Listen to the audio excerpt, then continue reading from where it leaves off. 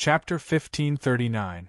Swish, swish, swish. Qin's side first shot out countless arrows, which contained immense force as they tore through the sky and descended like a torrential rain.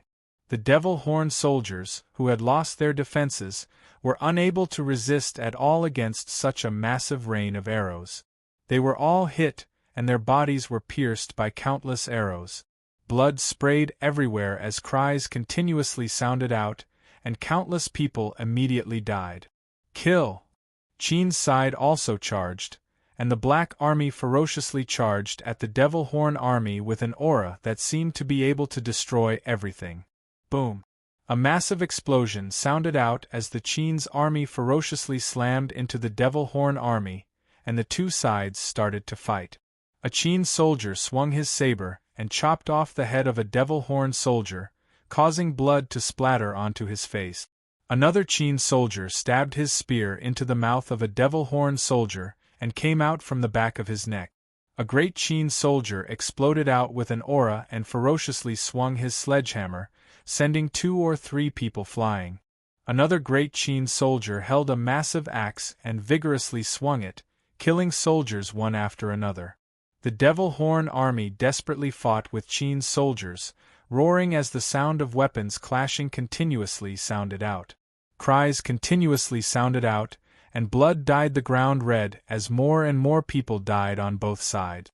Zhao Fu controlled the primogenitor statue to once again raise its Kusanagi no Tsurugi and vigorously slash out, sending out a massive sword energy that seemed to be able to destroy all things. Under the massive sword energy, countless devil-horn soldiers were like ants, and they were chopped into countless pieces of meat. The ground was dyed red, and the stench of blood filled the air. The scene was incredibly gory. Yao Ming's expression was quite unsightly because most of the people who died were devil-horn soldiers. If this went on, the devil-horn army would suffer heavy casualties. The devil-horn army had once again lost. They had never thought that Qin would be able to summon so many ghosts. Moreover, that primogenitor statue was simply too terrifying. Retreat! Seeing this, Yao Ming did not hesitate and loudly gave the order, and the devil-horn army started to retreat. Qin gave chase for a while, but he was worried that there might be an ambush, so he did not continue to give chase. Moreover, the most important thing right now was to defend this place and prevent the devil-horn army from attacking another army. Zhao Fu did not leave either, and he was responsible for standing guard here to prevent anything unexpected from happening. As for the other side, he left it to Bai Qi. On the other side of the battlefield, Bai Qi was also giving orders to attack the glass world. Bang bang bang, the holy light god emissaries and insect den wyverns shot out beams of light that contained massive power as they slammed into the defensive walls, resulting in terrifying explosions. The terrifying power easily tore through glass world's defenses. Xiao xiao xiao, arrows containing terrifying power drew out arcs in the air before howling as they descended, causing countless glass people to be hit. Some immediately died, while others fell to the ground and howled. Roar Qin's beasts gave off ferocious attacks. Massive spiders quickly climbed up the defensive walls and used their blade-like legs to kill glass soldiers. The soldiers' bodies were cut into many pieces, creating a bloody and cruel scene. Countless ice-fire wyverns spewed out flames and icy blasts in the sky, attacking the defensive walls. Countless glass soldiers were either burned to death or frozen by the icy blasts, resulting in countless deaths. Over 10,000 illusion flower devils also bloomed beautiful flowers, and countless pollen floated towards the glass soldiers. The glass soldiers breathed in the pollen, causing them to freeze and fall into an illusion, unable to break free. In the end, Bai Qi gave the order, and Qin's soldiers attacked like a black flood as they ferociously charged at the glass soldiers. The glass soldiers desperately gave up and continuously roared as they charged at Qin's soldiers. They shot out countless arrows at Qin's beasts, but they were not very effective. The battle was completely one-sided, and the glass soldiers were not a match for them at all. Even though Dong Yueli was a world protector and was incredibly powerful, he could not compare to an extreme divine realm expert. He was captured by Long Hao Er in just a few exchanges, unable to resist at all. Following this, the glass people were completely defeated, and Qin's soldiers broke through the glass world's defenses. They charged into the glass world and flooded out.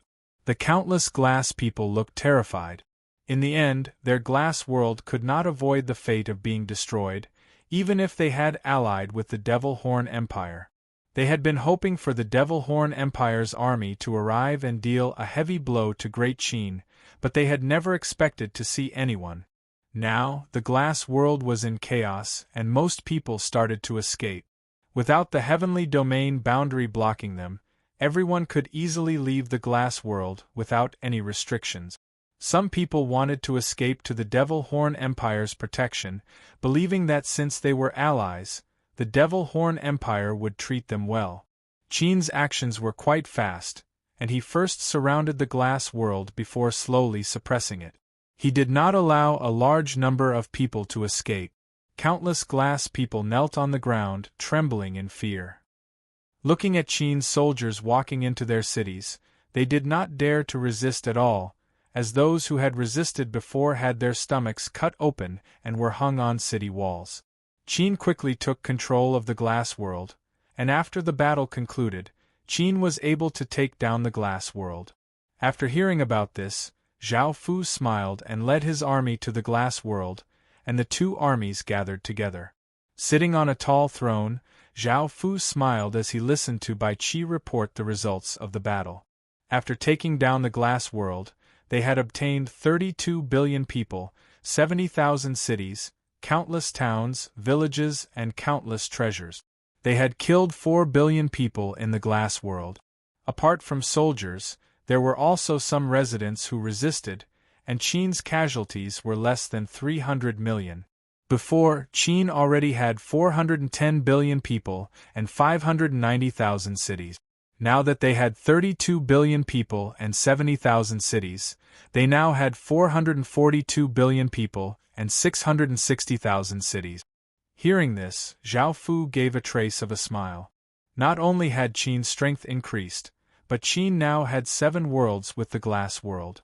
They were only 3 worlds away from becoming a royal kingdom. Your Majesty, I helped you capture that world protector. Long Hao Er leaned against Zhao Fu and gave a trace of a smile as she spoke to Zhao Fu. Zhao Fu lightly laughed and had people bring Dong Yueli over. Dong Yueli's face was pale as he was brought over by a few guards. His hair and clothes were in a mess and there were traces of blood on them. He looked quite dispirited and no longer had the high-spirited and extraordinary aura of the World Protector. Chapter 1540. Dong Yueli thought about it before kneeling on the ground and saying, "I'm willing to submit to your Majesty. Please accept my submission." Zhao Fu revealed a satisfied smile. This Dong Yueli was quite tactful, so he accepted his submission and had people take him away. At that moment, a trace of a smile appeared on Bai Qi's face as he said, "Your Majesty, I have also prepared some beauties for you. They are the most beautiful women in the glass world. Please enjoy them, Your Majesty. I will take my leave first." Zhao Fu chuckled and nodded. Following this, the 6 women were brought over. The first was a tall and beautiful woman with an elegant aura. She was called Helime, and she was Dong Yueli's mother. The second was a beautiful woman with a mature figure. She was Dong Yueli's married older sister, Dong Jime. Of the remaining 4, one had a fiery figure and gave off a slightly flirtatious aura, and she was called No Mei. One had a slim figure and a gentle appearance, and she was called Wang Yeji. One had a voluptuous figure and looked somewhat silly, and she was called Nan Min. One was a skinny woman with a stubborn look, and she was called Bai Heli. Zhao Fu looked at the 6 women. They had white hair and gave off soul-stirring auras. They were extremely beautiful, and they were worthy of being the most beautiful people in the glass world. Helime gave a trace of a flirtatious smile as she said coquettishly, "Your Majesty, are you satisfied with us? Hurry up and enjoy us. I also want to know how wonderful it is to do it with His Majesty." She already knew that her son had submitted, and she also understood why she had come here. She could not refuse any of this and could only comply. She thought that serving Zhao Fu well would be of great help to her son in the future. That thin and stubborn Bai Heli said coldly, "Just kill me. I won't serve anyone." Zhao Fu ignored them and lightly smiled as he walked towards them and started to do it with them. Under Zhao Fu's body, the women moaned lewdly. After that, Li Mei held Zhao Fu in her arms with a flushed face. Although she had heard that the Prince of Qin was a playboy, she didn't expect that she could have such a wonderful time with him.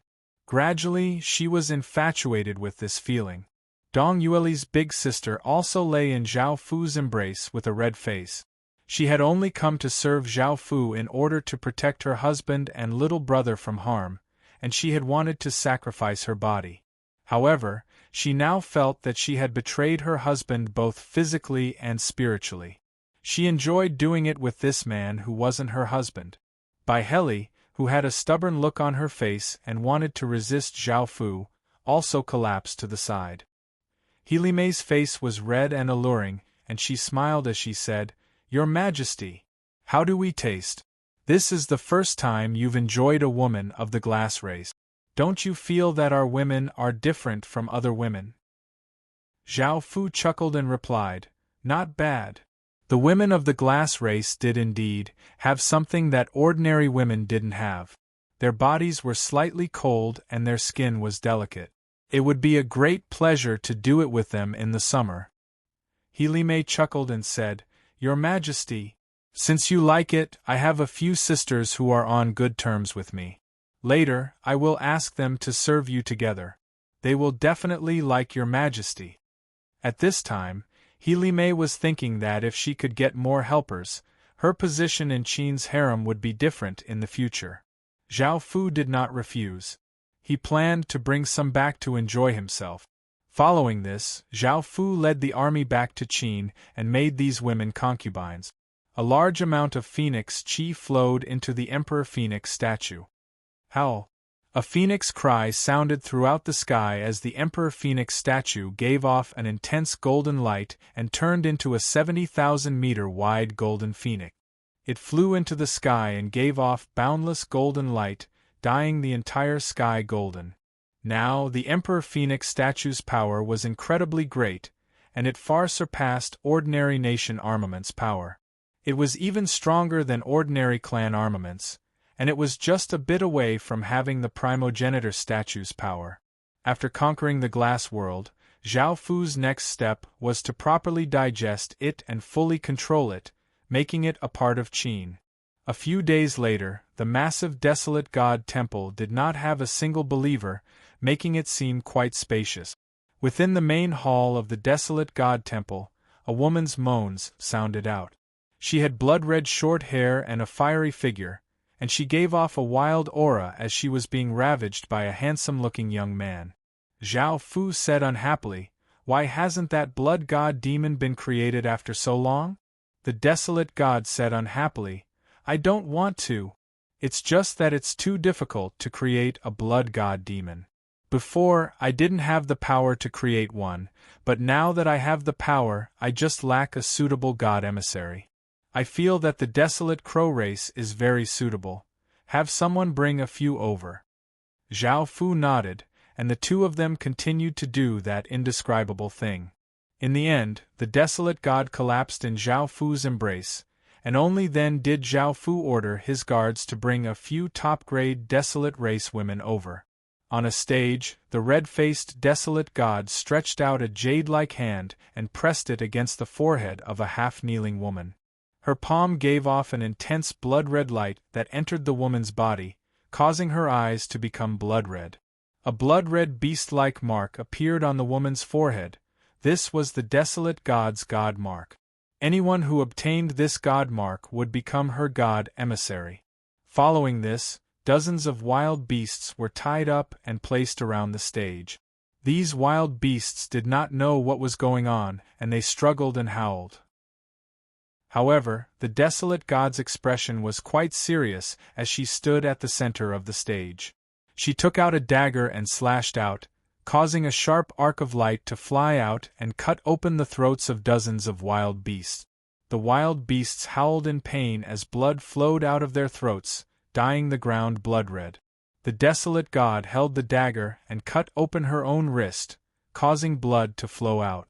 Under her control, the blood continuously condensed and formed a blood-red rune. At that moment, the desolate god stretched out a finger, causing the blood-red rune to give off an intense blood-red light and fly into the air.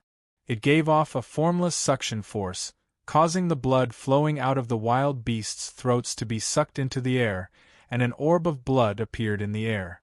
The desolate god called over the woman who had become her god emissary and cut open her wrist. She let out some of her blood and fused it into the orb of blood. The woman seemed to be able to form a connection with the orb of blood and control it. This orb of blood was 2 meters wide and gave off a faint blood-red light. It floated in the air and did not have any power. Zhao Fu frowned as he looked at this orb of blood that did not have any power and asked, "Is this the blood god demon you were talking about?" The desolate god had just created a blood god demon and was in a good mood, so she smiled and nodded. Chapter 1541. The desolate god could sense Zhao Fu's emotions and lightly harumphed as she said, "Don't look down on how weak it is right now. When it grows up, you'll know how powerful it is and it definitely won't disappoint you. If you don't believe me, I'll show you." The desolate god stretched out her hand and the orb of blood turned into a blood-red spear. The desolate god waved her hand, and the blood-red spear gave off ferocious power as it shot towards a nearby beast. The blood-red spear pierced through the beast's body, instantly killing it. What was quite shocking was that the blood spear automatically turned into blood water and fused into the wild beast. The dead wild beast once again came back to life and was filled with life energy. It was as if it hadn't died at all, and it didn't look like it had died at all. Zhao Fu felt quite shocked and asked the desolate god, "What kind of ability is this?" The desolate god gave a prideful smile as she said, "This is just a basic ability of the blood god demon's many abilities. It can seep into living creatures' bodies and control their bodies and souls. It's still weak right now, but when it's strong enough, it can control hundreds of millions of people. Also, try attacking it." Hearing this, Zhao Fu waved his hand and a sword light slashed out, splitting the revived beast in half. However, what was surprising was that not a single drop of blood flowed out of the corpse. The desolate god smiled as she explained, "This kind of attack won't harm blood god demons at all." The desolate god grabbed at the corpse, causing the blood water to flow into it and form a new orb of blood. It was slightly bigger than before, and it was most likely because it had absorbed all of the beast's blood. The corpse had become a dried-up corpse. At that moment, the desolate god lightly tapped with her hand, and the orb of blood continuously changed, forming a 2-meter-tall, powerful-looking blood-red person. Because the orb of blood had fused into the beast's body, not only had it absorbed all of the beast's blood, but it had also absorbed some of its power. Before, the orb of blood did not give off any energy ripples, but now it did. The desolate god did not control it anymore, and instead ordered it to kill the remaining beasts. The blood-red person heard the order and walked over to the tied-up beast. The beasts instinctively felt a wave of fear and cried out in terror, but their cries soon stopped. The blood-red man's arm split into a few blood-red tentacles, which stretched towards the beasts. The tentacles then split into a few more tentacles, which reached into the beasts' mouths, eyes, noses, and ears. The wild beasts quickly died, and their bodies withered like dried corpses. It was quite terrifying to look at. The blood-red figure's aura became slightly stronger, and it retracted its blood-red tentacles and killed a few wild beasts before returning to its original position. Zhao Fu stood by the side and saw the potential of the blood god demons. Even though they were quite weak right now, they would be quite powerful in the future. He smiled as he said, "How many of these blood god demons can you nurture?" The origami replied simply, With my current strength, I can nurture 12 of them. Zhao Fu felt quite disappointed and felt that it was too little. He asked, "Why is it so little? Can't it be more?" The desolate god rolled her eyes at Zhao Fu. "Do you think the blood god demons are strong because of their numbers? They rely on their individual strength. In the divine realm, even the strongest origami can only nurture up to 100 blood god demons. It's impossible for you to build an army." Even though Zhao Fu was somewhat disappointed, he could only helplessly accept this result. He wanted to see just how terrifying these 12 blood god demons were. At that moment, a guard came up and reported, "Your Majesty, there are reports that the Devil Horn Empire's army is secretly moving and might be attacking the mermaid world." Hearing this, Zhao Fu immediately returned to the palace and gathered the ministers for a discussion. The mermaid world had also received the news. All of them looked nervous and even a little scared. Now that they had returned to the sea, their bodies had also changed back. Their upper bodies were that of humans, and their lower bodies were that of fish. Within the palace, there were hundreds of mermaids gathered. They all had powerful auras and extraordinary bearings, and they all belonged to large factions. Facing the incoming Devil Horn army, the various factions held an emergency meeting. The blue-haired big man's aura was the most powerful, and he was the most powerful expert in the mermaid world. His faction was also the most powerful, and he said, "What should we do? Qin will not help us, and it is even more impossible for the Second Aeolian Empire to help us. Facing the Devil Horn Empire, we are not a match for it. Should we fight to the death, or should we surrender and preserve our lives?" A young man said loudly, "I feel that the mermaid world cannot be weak and should fight with the Devil Horn Empire. Moreover, we might not necessarily lose. Even though Qin did not agree to send reinforcements, he will definitely try to tie us down in other ways. We still have a chance." The cruel-looking young man said in agreement, "I think we can fight. I don't want to submit to anyone, nor do I want to leave the mermaid world." The golden-haired, golden-tailed, peerlessly beautiful middle-aged woman said worriedly, "If Qin attacks the Devil Horn Empire with his full strength, the Devil Horn Empire naturally will not attack the mermaid world. However, going all out will result in massive losses, and Qin will not benefit us at all. Moreover, our relationship with Qin is quite ordinary, so there is no need for him to help us." An elderly mermaid sighed and said, "That's right, we can't place too much hope in Qin. If Qin does not act, what should we do?" The gentle-looking middle-aged woman thought for a moment before saying, "Let's discuss whether we should retreat or submit to the Devil Horn Empire. If we fight, the mermaid world will have no hope at all." At that moment, the beautiful middle-aged woman who had brought the 3 princesses to Qin said, "Of the 3 factions here, Qin is undoubtedly the best choice. Moreover, Emperor Qin personally admitted that he will help us relocate." Hearing this, some people looked delighted and agreed, but most of them still hesitated. They had high statuses in the mermaid world and stood above tens of thousands of people. Now that they had to submit to someone else and be suppressed by countless people, they felt quite uncomfortable. Moreover, after entering Qin, would the life they wanted be the same as what they wanted? Moreover, Emperor Qin was incredibly lustful. Would he take a fancy to their women? As a mermaid race, their men were quite handsome and their women were quite beautiful. There were many times more beauties and handsome men than in ordinary worlds. All of this was what they were worried about. During the meeting, everyone raised their own opinions and debated endlessly, but no conclusion was reached. Chapter 1542. The Devil Horn Army's 15 billion soldiers flooded into the Fishman world and split into 4 groups to attack the 4 continents.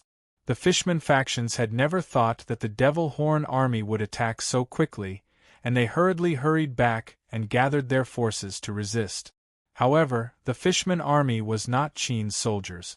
Even though they were water race people and had great advantages in fighting in the water, the Devil race also had fishmen, and they had many aquatic beasts.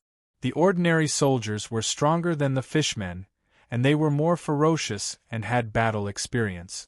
The two sides ferociously clashed, causing cries to continuously sound out. Blood dyed the water red, and the battle was incredibly intense. A devil-horned soldier roared, and his eyes became blood-red as he grew countless fangs and continuously attacked, biting a few people to death. A devil-horned soldier held a spear and pierced through a fishman's tail, killing him. A devil-horned fishman lewdly attacked a female mermaid, and the female mermaid desperately resisted. In the end, she was killed with a single slash, and her breasts were cut off by the fishman, and he ate them as if they were very delicious. A massive aquatic beast charged over like a massive black blur.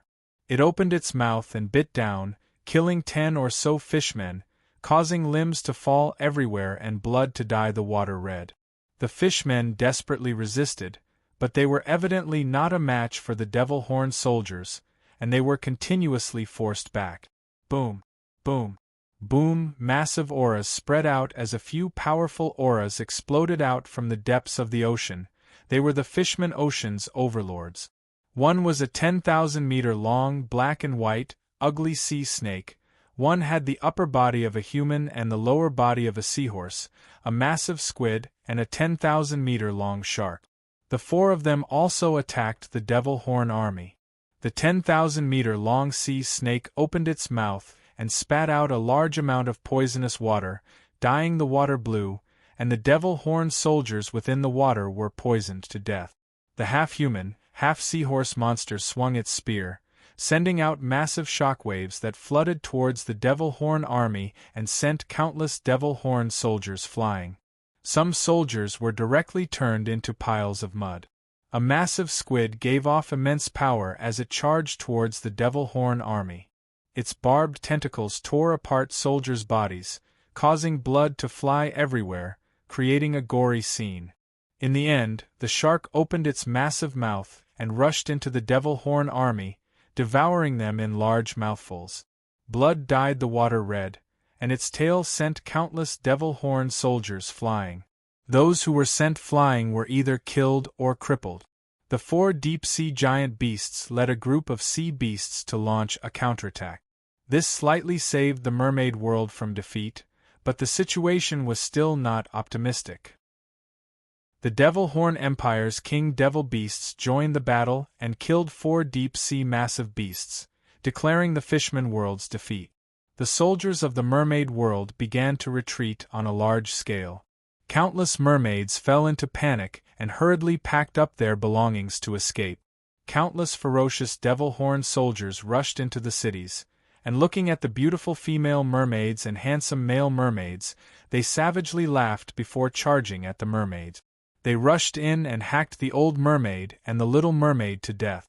Some of the stronger mermaid males dared to resist, but they were caught and skinned. Their tails were stripped of the scales, and they were hung on the city walls. The bloodied and pitiful mermaids gave pained cries, creating a chilling scene. Some had already begun to press the female mermaids to the ground and began to viciously violate them, ignoring their pleas. One by one, they took turns to violate them.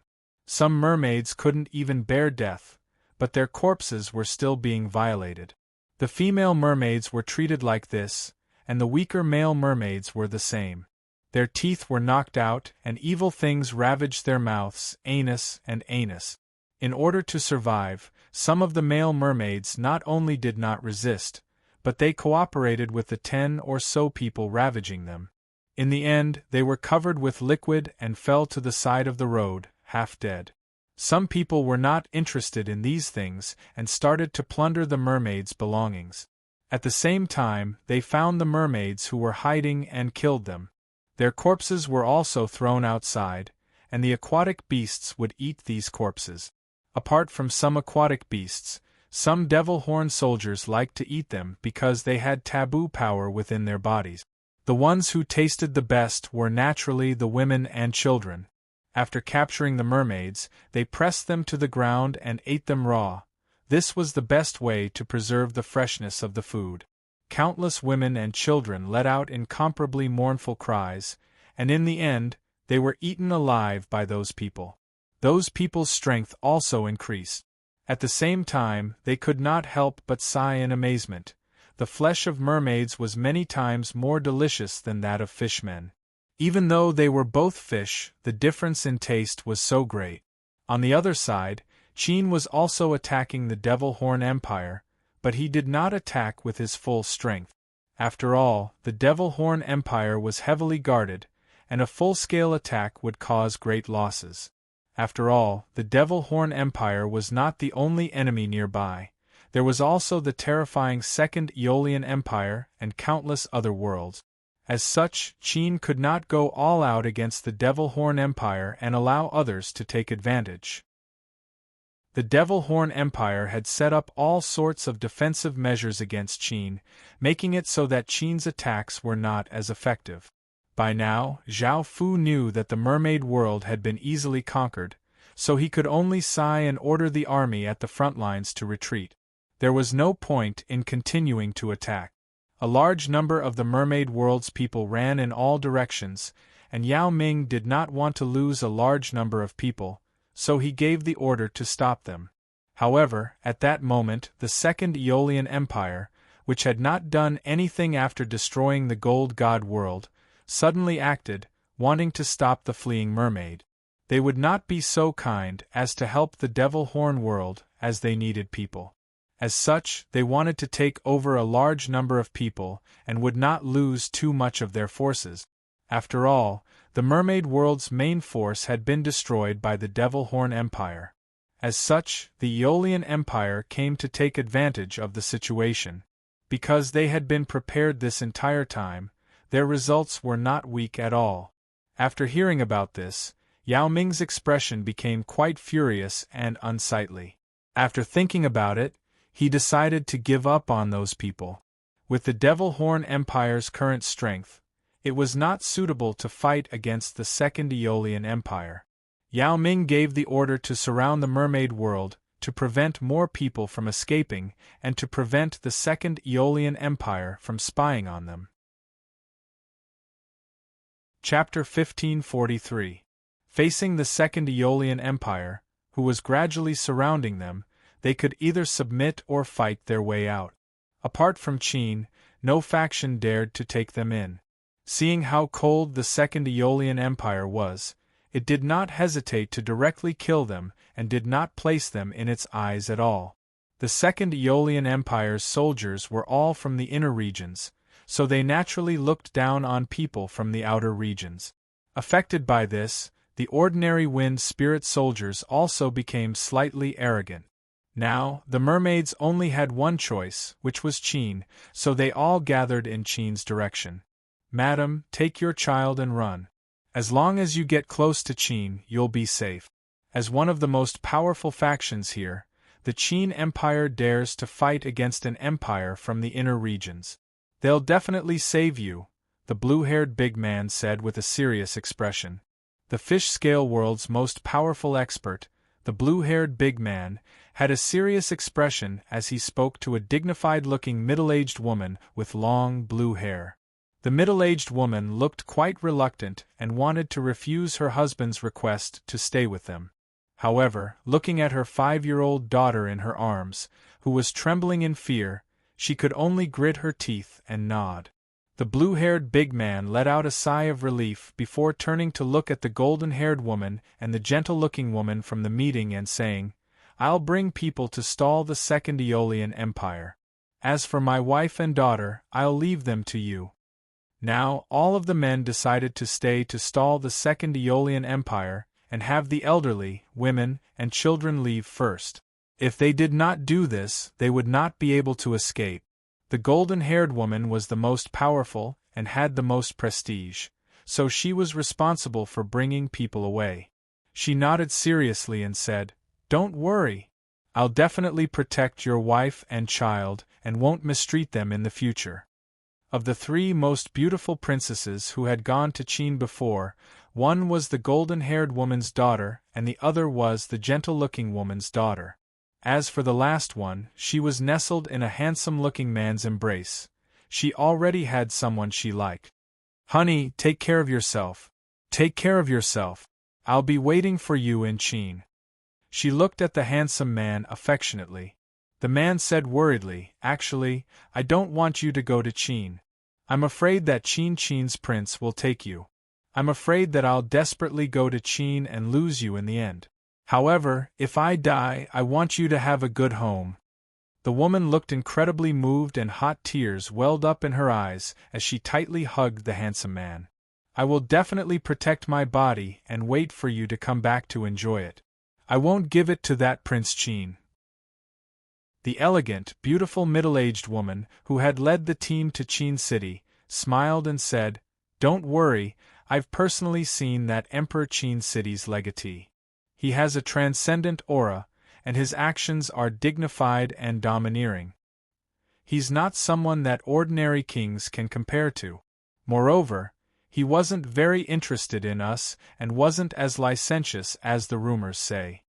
This caused some people who were originally worried about this matter to heave a sigh of relief. A fat man happily said to a flirtatious woman, Xiao Lan, look, you have to wait for me in Qin City. Your body is mine and can't be touched by anyone. The charming woman rolled her eyes and said coquettishly, Do I look like that kind of person? If you say that again, I'm going to get angry. The fat man hurriedly apologized. A cold-looking young man said to a mature, weak-looking woman with a serious expression, Mother, you have to take care of your little brother.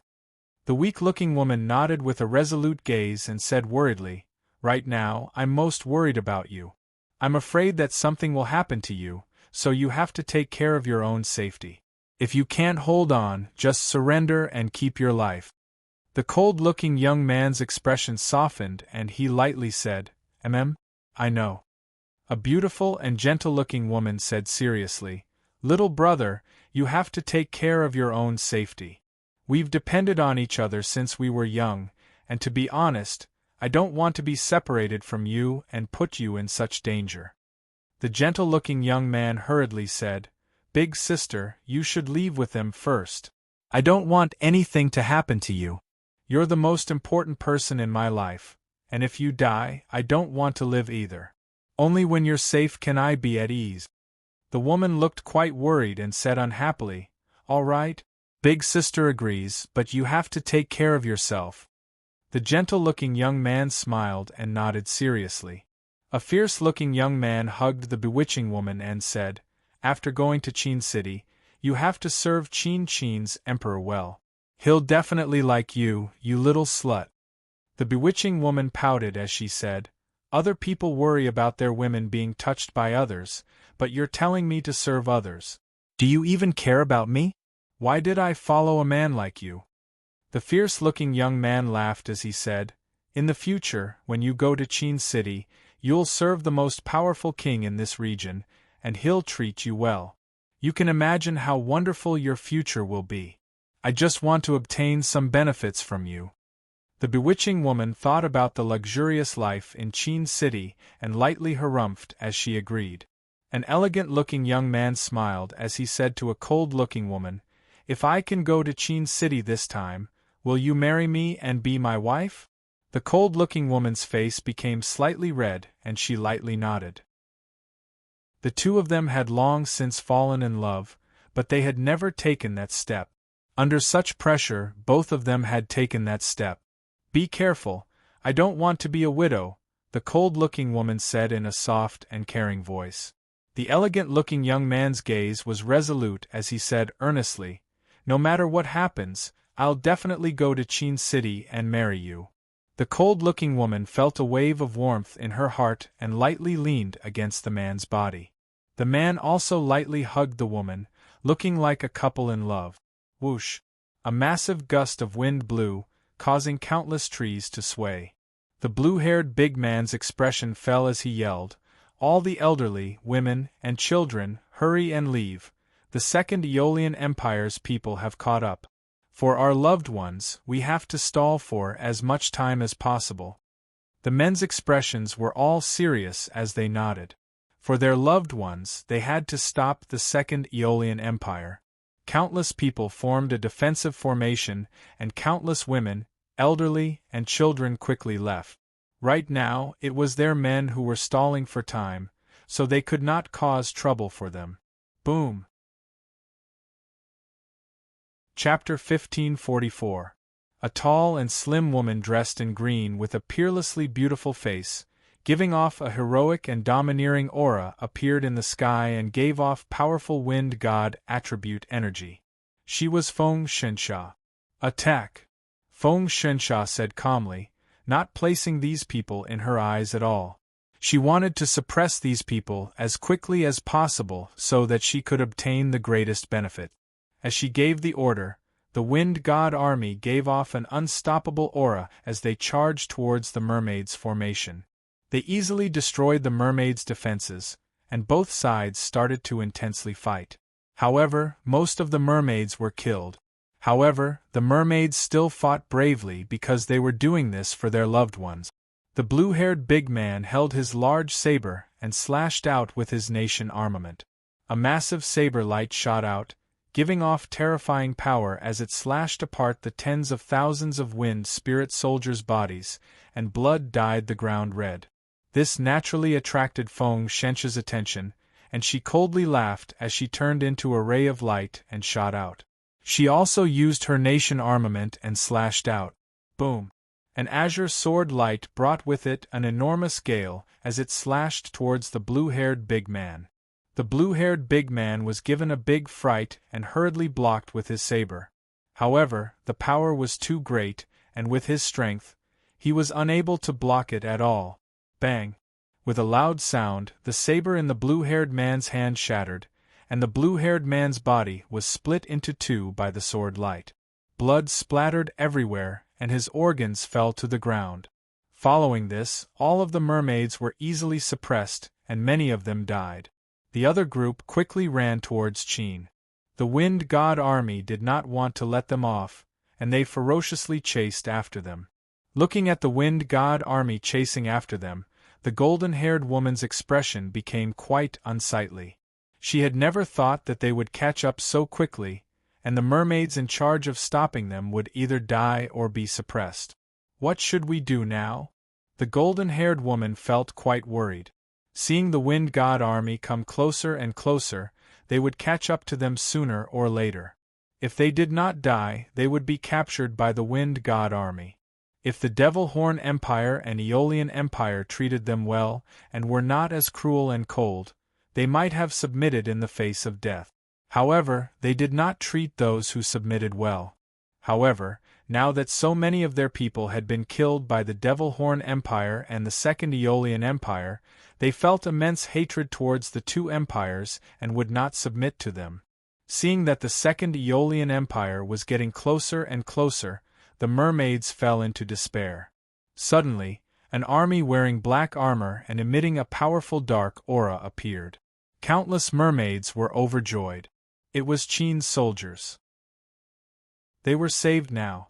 When Zhao Fu heard the news, he rushed over with Qin's soldiers. All of the mermaids excitedly ran towards Great Qin's direction, and the Wind God army behind them also stopped. Feng Xinsha gave a trace of a smile as she looked at Zhao Fu in the air and said, "I've long since heard of your name, and now that I've met you, you're indeed extraordinary." Zhao Fu calmly replied, "You're not bad either. Your development speed is much faster than Qin's." Feng Xinsha lightly laughed as she said, "This is the advantage of an inner region empire. Are you envious? If you're willing to submit to me, I can make you my empress, and we can forget all grievances from before. How about it?" Zhao Fu said with a trace of arrogance, "So what if I'm an inner region empire? In the end, you still lost to me. If you submit to me now, I'll pamper you well and let you know what it means to be happy." Feng Xinsha's gaze became cold as she said mockingly, "If it wasn't for the Aeolian Empire being careless, and if it wasn't for the other empires participating, do you think your desolate border empire would still exist? Also, anyone who talks to me like this is either dead or has become my little male dog. I'll definitely conquer you and make you my cutest little male dog." Zhao Fu loudly laughed as he said rudely, Right now I also want to conquer you. I want to see you moan under me and become my little slave. You're seeking death. Feng Xinsha coldly cried out as she exploded out with a powerful aura, causing a wild green gale to blow towards Zhao Fu. Zhao Fu naturally did not show any weakness and exploded out with a powerful aura as he met Feng Xinsha's attack. Boom! Boom! Boom! The two of them started to fight in the sky, causing wild gales to blow. The terrifying auras caused people to fall into terror. After exchanging 10 or so blows, the two of them once again retreated. Feng Xinsha's expression was quite serious. She had never thought that a Heaven Realm cultivator like Zhao Fu would have such terrifying power. Even she felt that she was not a match for him, and only now did she realize that she had underestimated Qin's legatee. Zhao Fu gave a trace of a confident smile. His body now contained terrifying power, and adding on his nation armament, Zhao Fu did not fear anyone. They were quite close to Qin, and Qin's army continuously flooded over. Feng Xinsha thought about it and decided that there was no need to fight with Qin's army over this small number of people. That would not be worth it. Legatee Qin, you need to properly develop. Otherwise, when the Aeolian Empire comes out or the Second Aeolian Empire becomes powerful, it will be your death. I'm looking forward to seeing you become a little male dog under my feet. The wind god coldly laughed as he spoke before retreating with his army. Zhao Fu did not attack because there was no need for them to fight. Everyone in the world of beauty descended, and smiles appeared on their faces as if they had just survived a disaster. Greetings, Your Majesty. The golden-haired beautiful woman's hair and clothes were quite messy from fleeing. She came before Zhao Fu and gave a slight smile as she bowed. Zhao Fu smiled as he looked at the golden-haired beautiful woman in front of him and nodded before looking at the group of mermaids. Most of them were elderly, children, and women. Most of them were women, and there were many young and mature women. There were roughly 200 to 300 million of them. A world had roughly 40 billion people, and only 200 to 300 million had escaped to Qin. Most of them had either died or been divided between the Devil Horn Empire and the Second Wind God Empire. However, it seemed that the most beautiful mermaids had all escaped to Qin. At that moment, a blue-haired, dignified-looking woman bowed to Zhao Fu before pleading, "Your Majesty, it's possible that my husband has been captured by them or escaped. It's possible that my husband has been captured by them. Perhaps he has already escaped. Please send someone to search for him. We want to know if he's safe." Chapter 1545. Zhao Fu smiled and nodded as he said, "Don't worry, I'll send people to deal with this matter. You've all traveled a long way and should go back to Qin City to rest." The women all nodded and agreed. They could only leave this matter to Qin City, as they did not have the ability to do so. Zhao Fu's gaze fell on the blonde woman as he said, "You can all go back with me." The golden-haired woman's face became slightly red, not understanding why Zhao Fu was so interested in her. Moreover, standing beside him and lightly smelling his scent, her body, which had not been touched by a man for many years, started to react strongly. After returning to Qin City's palace, the soldiers who had been sent out to investigate brought back a large number of corpses, which were all mermaids who had been killed by the Aeolian Empire. The Aeolian Empire had killed these people and taken their spoils of war. They were not interested in the corpses and threw them aside. The soldiers who had gone out to investigate according to Zhao Fu's orders brought back these corpses. The blue-haired big man, the ferocious-looking big man, and the fat man's corpses were among them. Seeing their dead relatives, countless people started to cry. The enchanting woman and the charming woman threw themselves into Zhao Fu's arms and wept as they said, "Your Majesty, our men are all dead. We'll have to rely on you in the future." As they spoke, they rubbed their mature and hot bodies against Zhao Fu's body.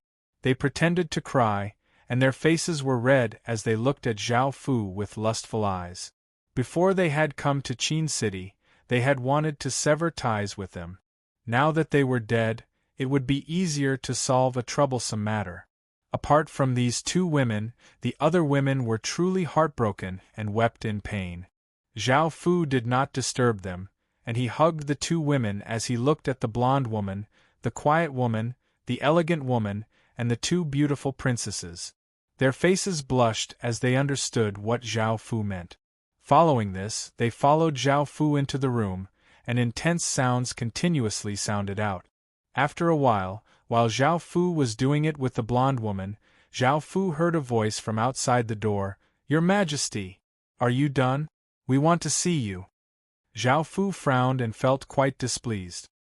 He disliked being disturbed at a time like this, but the golden-haired woman looked at him pleadingly as she said, "Your Majesty! They just lost a relative, so treat them better. I'll serve you well later." At this moment, the golden-haired beauty's lower body had turned back into a golden fishtail, and the other women had also turned back into fishtails. With their human legs, they would not be able to hold on for long, so they could only rely on their bodies to endure. Zhao Fu responded with a smile. He put on a coat and let them in. Looking at the erotic scene in the room, the women's faces became red. Zhao Fu was sitting on the bed, and the women's faces were all red as they gasped for breath. They were not wearing a single piece of clothing, and they knew what had happened. Just then, that elegant and beautiful woman had said that Great Qin's legatee was not so licentious. They had just escaped to Great Qin and had yet to recover from the shock. Moreover, so many people had died, and they were still grieving when Great Qin's legatee started to enjoy their bodies. However, the elegant woman who had spoken was the first to become a victim. Looking at the women who had come in, Zhao Fu's eyes were red and swollen as he asked, "What is it? What business do you have with us?" The blue-haired, dignified-looking woman stepped out and earnestly pleaded, "Your Majesty, please take revenge for my husband." Zhao Fu looked at her and smiled as he said, "No matter if it's the Second Aeolian Empire or the Devil Horn Empire, they are both enemies of Qin City. Don't worry, I will definitely take revenge for you." The women all looked delighted, and were no longer as sorrowful as before. They were the mature mother of a cold-looking young man, the beautiful princess who had just leaned into a handsome-looking man's embrace, the big sister with a refined little brother, and the woman who had promised to marry a graceful young man. "Your Majesty, can you save our relatives who have been captured?" This was an incredibly difficult question because so many people had been captured. How could Zhao Fu save them all unless he destroyed the Second Aeolian Empire in one fell swoop? Zhao Fu replied with a smile, "I will try my best." Hearing this, the four women's hearts sank and their expressions became extremely unsightly because Zhao Fu was clearly brushing them off. However, they understood the difficulty of this matter. After thinking about it, they took the initiative to take off their clothes. Now that they had nothing to attract Zhao Fu, they could only use their bodies to exchange. The mother with a mature and weak aura pleaded, "Your Majesty, I don't expect you to save everyone, but please save the four of us. Our bodies will be yours, and we will serve you wholeheartedly from now on." Zhao Fu thought about it. Saving 4 people wasn't a problem at all. He just needed to send a few members of Eternal Night to do it. He agreed with a smile and walked toward the women. The wife of the mermaid world's #1 expert and the beautiful women who wanted Zhao Fu to take revenge for them wanted to leave so that they wouldn't disturb Zhao Fu's enjoyment.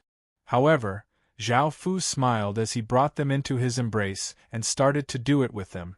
There were many young women who were summoned, and they could hear the intense sounds from outside the room, as well as the women's lewd voices, and they knew what was going on. However, they still took the initiative to enter. Firstly, they wanted to take revenge for their dead family members. Secondly, they wanted to save their captured family members. And thirdly, they wanted to enjoy the pleasure of doing it with Zhao Fu because they had heard the woman's wild and licentious words. That day, Zhao Fu enjoyed countless mermaid women, and he preferred the young women, mature women, and mothers. arg, pained cries sounded out as the 4 young men howled in pain and continuously struggled on the ground. Their eyes were wide open, and saliva flowed out of their mouth. It was as if their minds were going to collapse. The 4 of them were a cold-looking young man, a refined-looking young man, an elegant-looking young man, and a handsome-looking young man.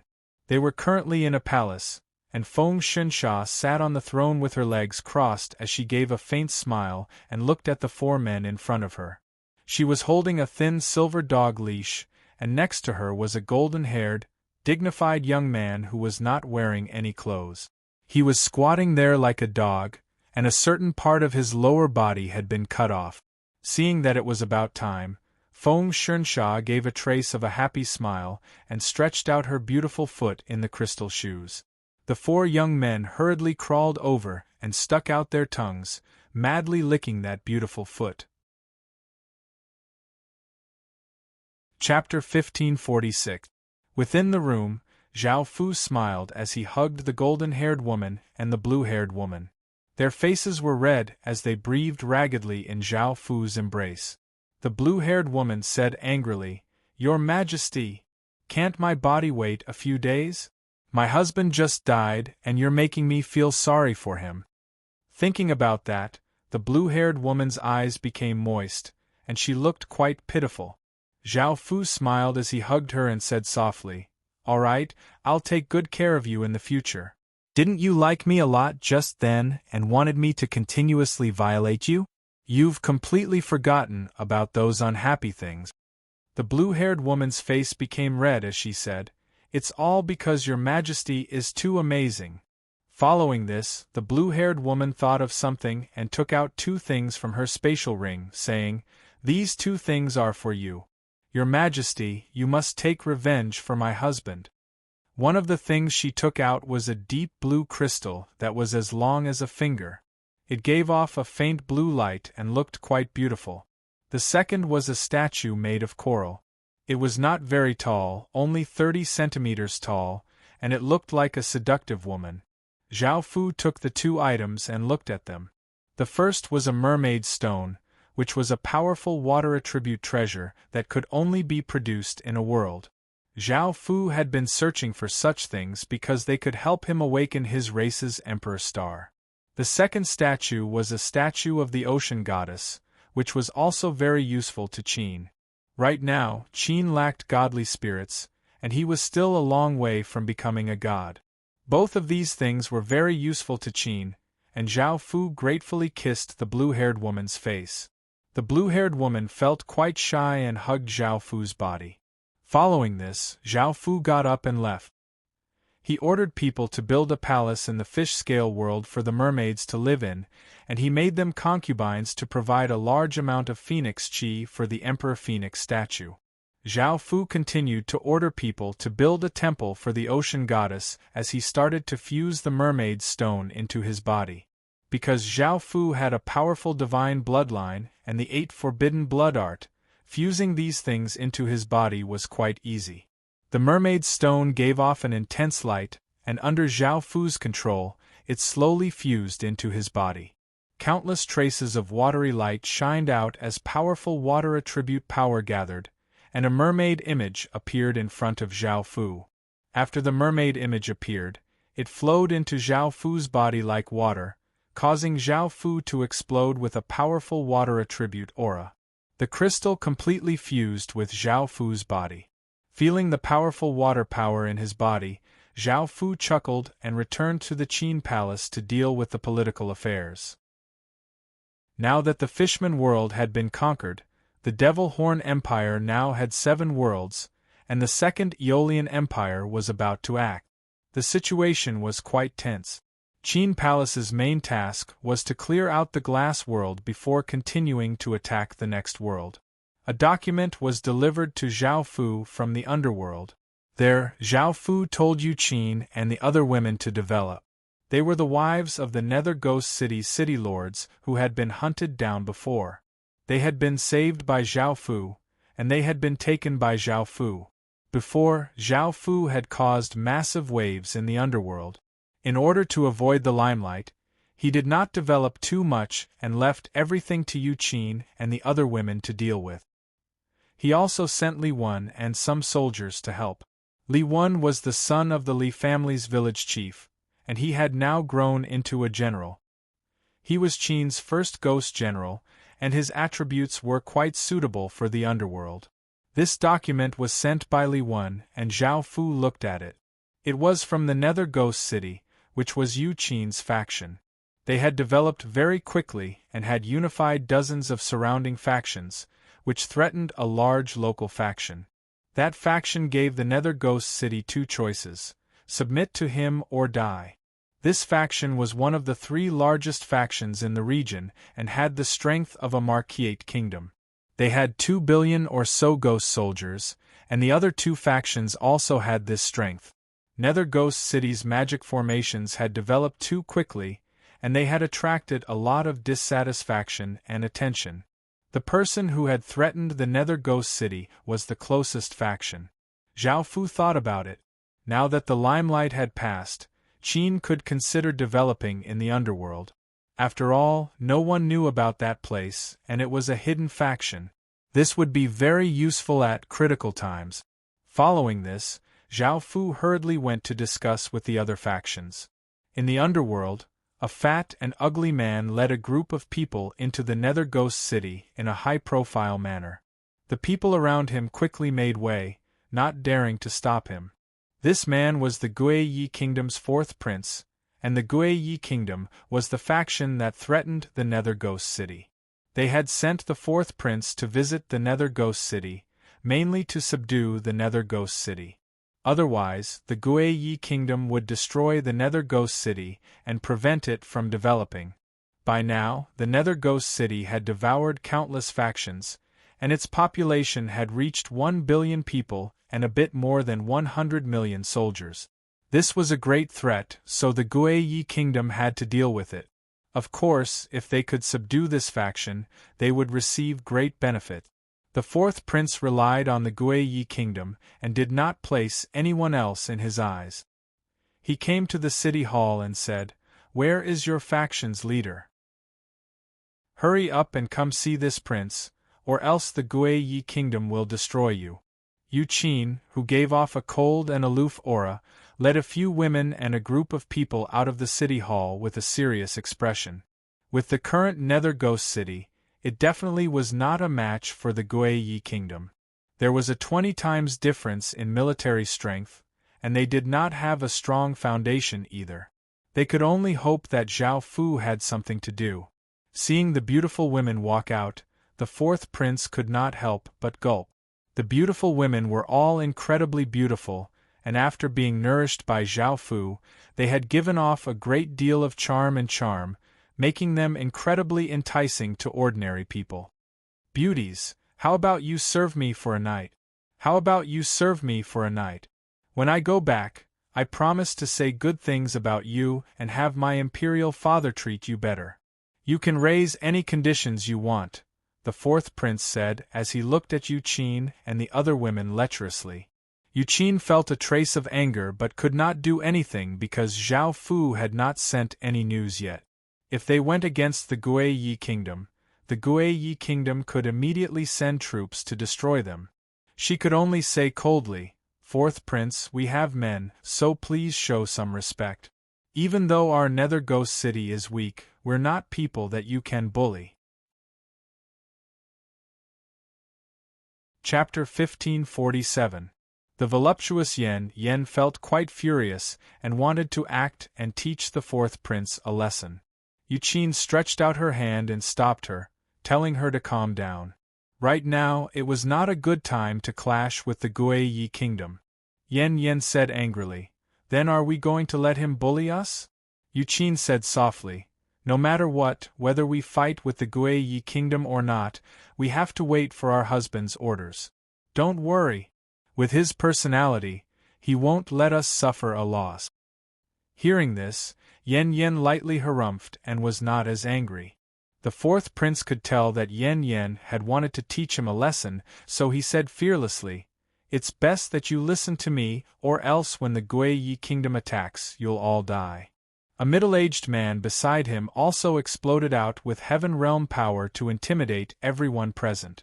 That powerful aura exploded forth, causing the surrounding people to stare at the fourth prince in fear.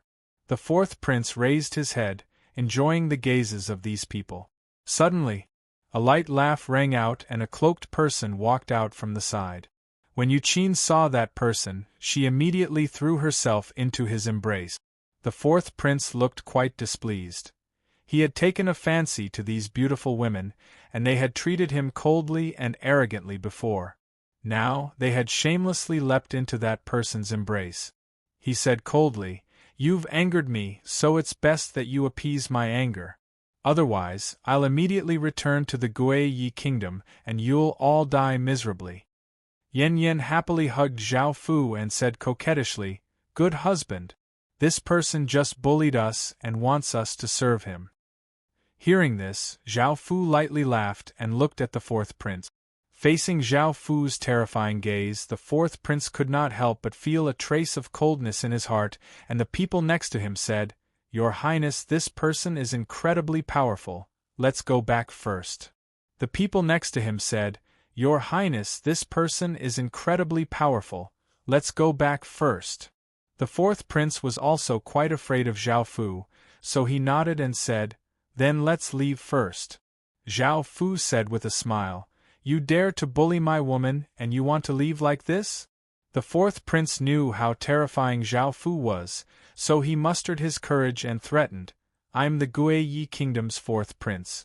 If you dare to do anything to me, the Guiyi kingdom definitely won't let you off." Zhao Fu did not care. With a wave of his hand, an invisible force blasted out.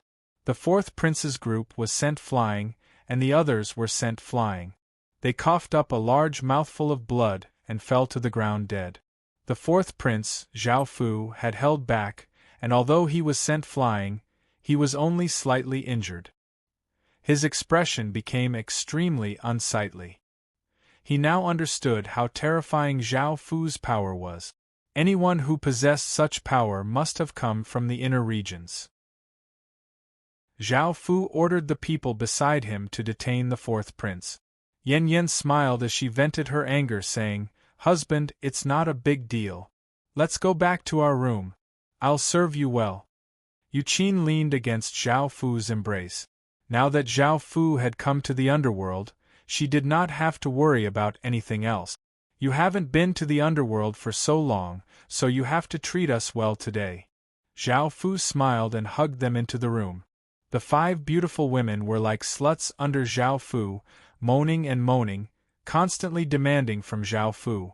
Afterwards, Zhao Fu hugged Yuqin and asked, "What's the situation with the Nether Ghost City and the other 3 factions?"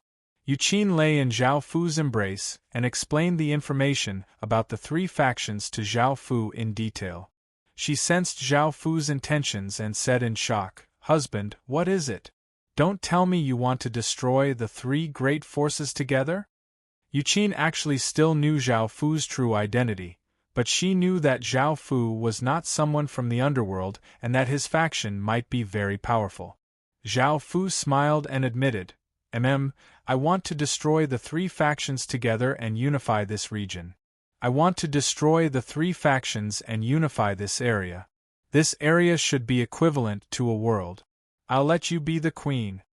Yuqin could not help but kiss Zhao Fu in delight. Back when she was the city lord's wife, she did not even dare to think about being a queen. Moreover, as the queen of a world, if it wasn't for Zhao Fu, she would not have such accomplishments. Lu Ye was infatuated with Zhao Fu as she said, "Darling, I'm not interested in being a queen. Actually, I have no interest in the queen. It would be great if I could receive your favor every day."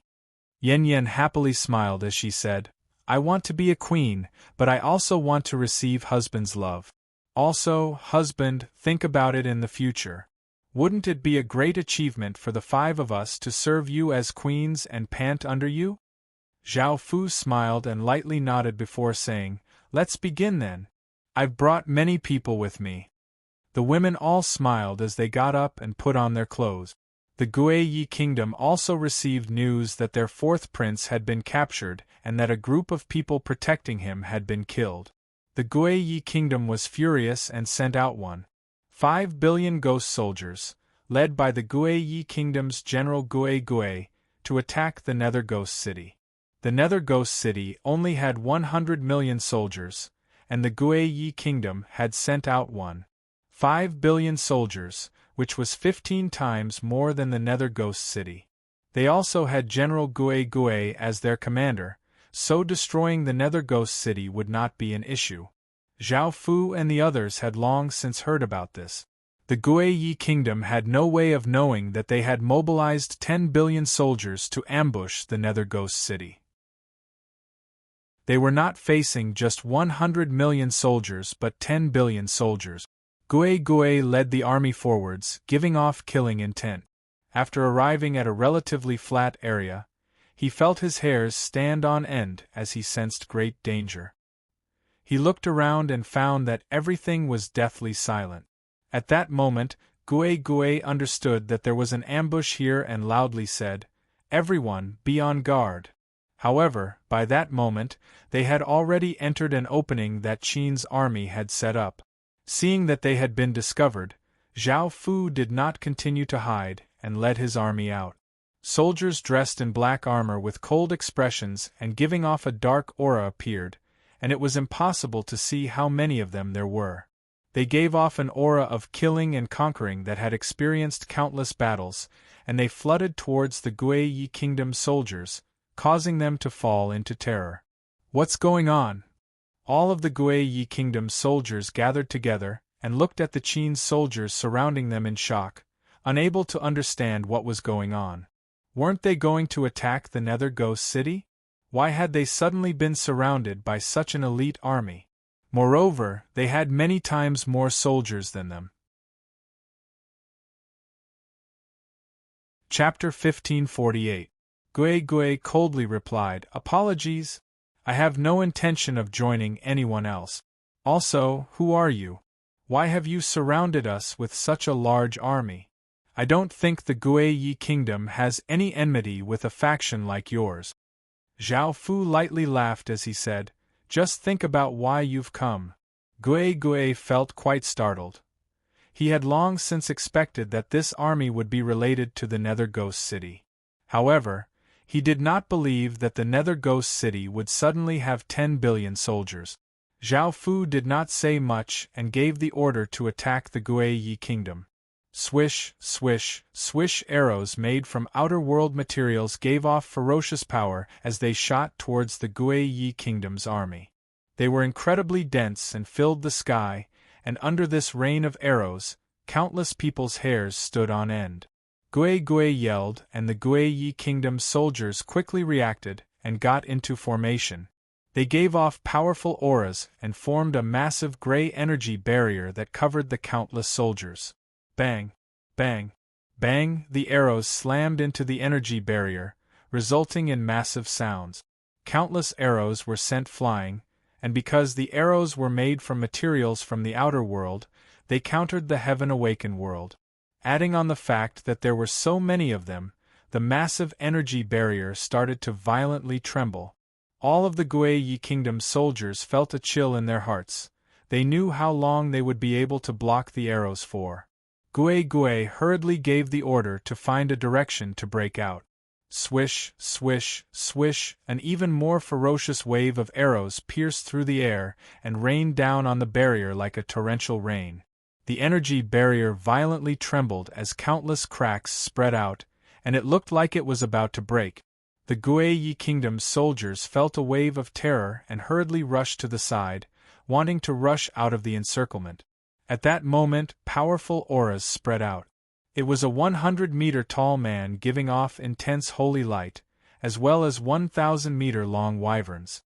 Boom! Boom! Boom! They shot out beams of light that contained ferocious power and were incredibly fast. They tore through the air and hit the energy barrier. Bang!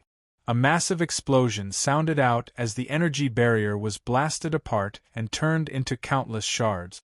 Swish, swish, swish, countless arrows containing terrifying power tore through the sky and gave off sharp auras as they shot towards the Guiyi Kingdom's soldiers. Puff, puff, puff. This time, the Guiyi Kingdom soldiers were unable to resist at all. Countless people were hit by the arrows, causing blood to fly everywhere. Pained cries sounded out as countless people died. However, the Guiyi Kingdom's soldiers madly rushed away because if they could not break through the encirclement, they would all die here. However, massive flower-like monsters giving off massive auras blocked in front of them. There were not many of them, only 10,000 or so, and they could easily break through them. However, things were completely different from what they had imagined. The flower bud on the head of the enormous flower-like monster slowly bloomed, and countless pollen spread out, covering a large area. Anyone who stepped in would be immediately hit by the pollen. Their bodies suddenly stiffened, and their expressions changed as they fell into different illusions. The armies in the other three directions gathered and turned into three floods that gave off ferocious killing auras as they rushed towards the Guiyi Kingdom's army and started to massacre. The cavalrymen riding on black horses held spears as they quickly galloped into the army and stabbed out, piercing through a few Guiyi Kingdom's soldiers' bodies. The soldiers holding sabers continuously slashed out, killing Guiyi Kingdom's soldiers. A soldier holding a bow shot out arrows, killing Guiyi Kingdom's soldiers. A Qin soldier holding a sword slashed out sword lights that slashed open Guiyi Kingdom soldiers' bodies, causing blood to fly everywhere. Seeing that they could not escape, the Guiyi Kingdom soldiers started to resist and started to fight with Qin soldiers. As the commander, Gui also personally joined the battle. In the end, the Guiyi Kingdom soldiers were completely defeated, and not a single one escaped. They were either killed or captured by Qin soldiers.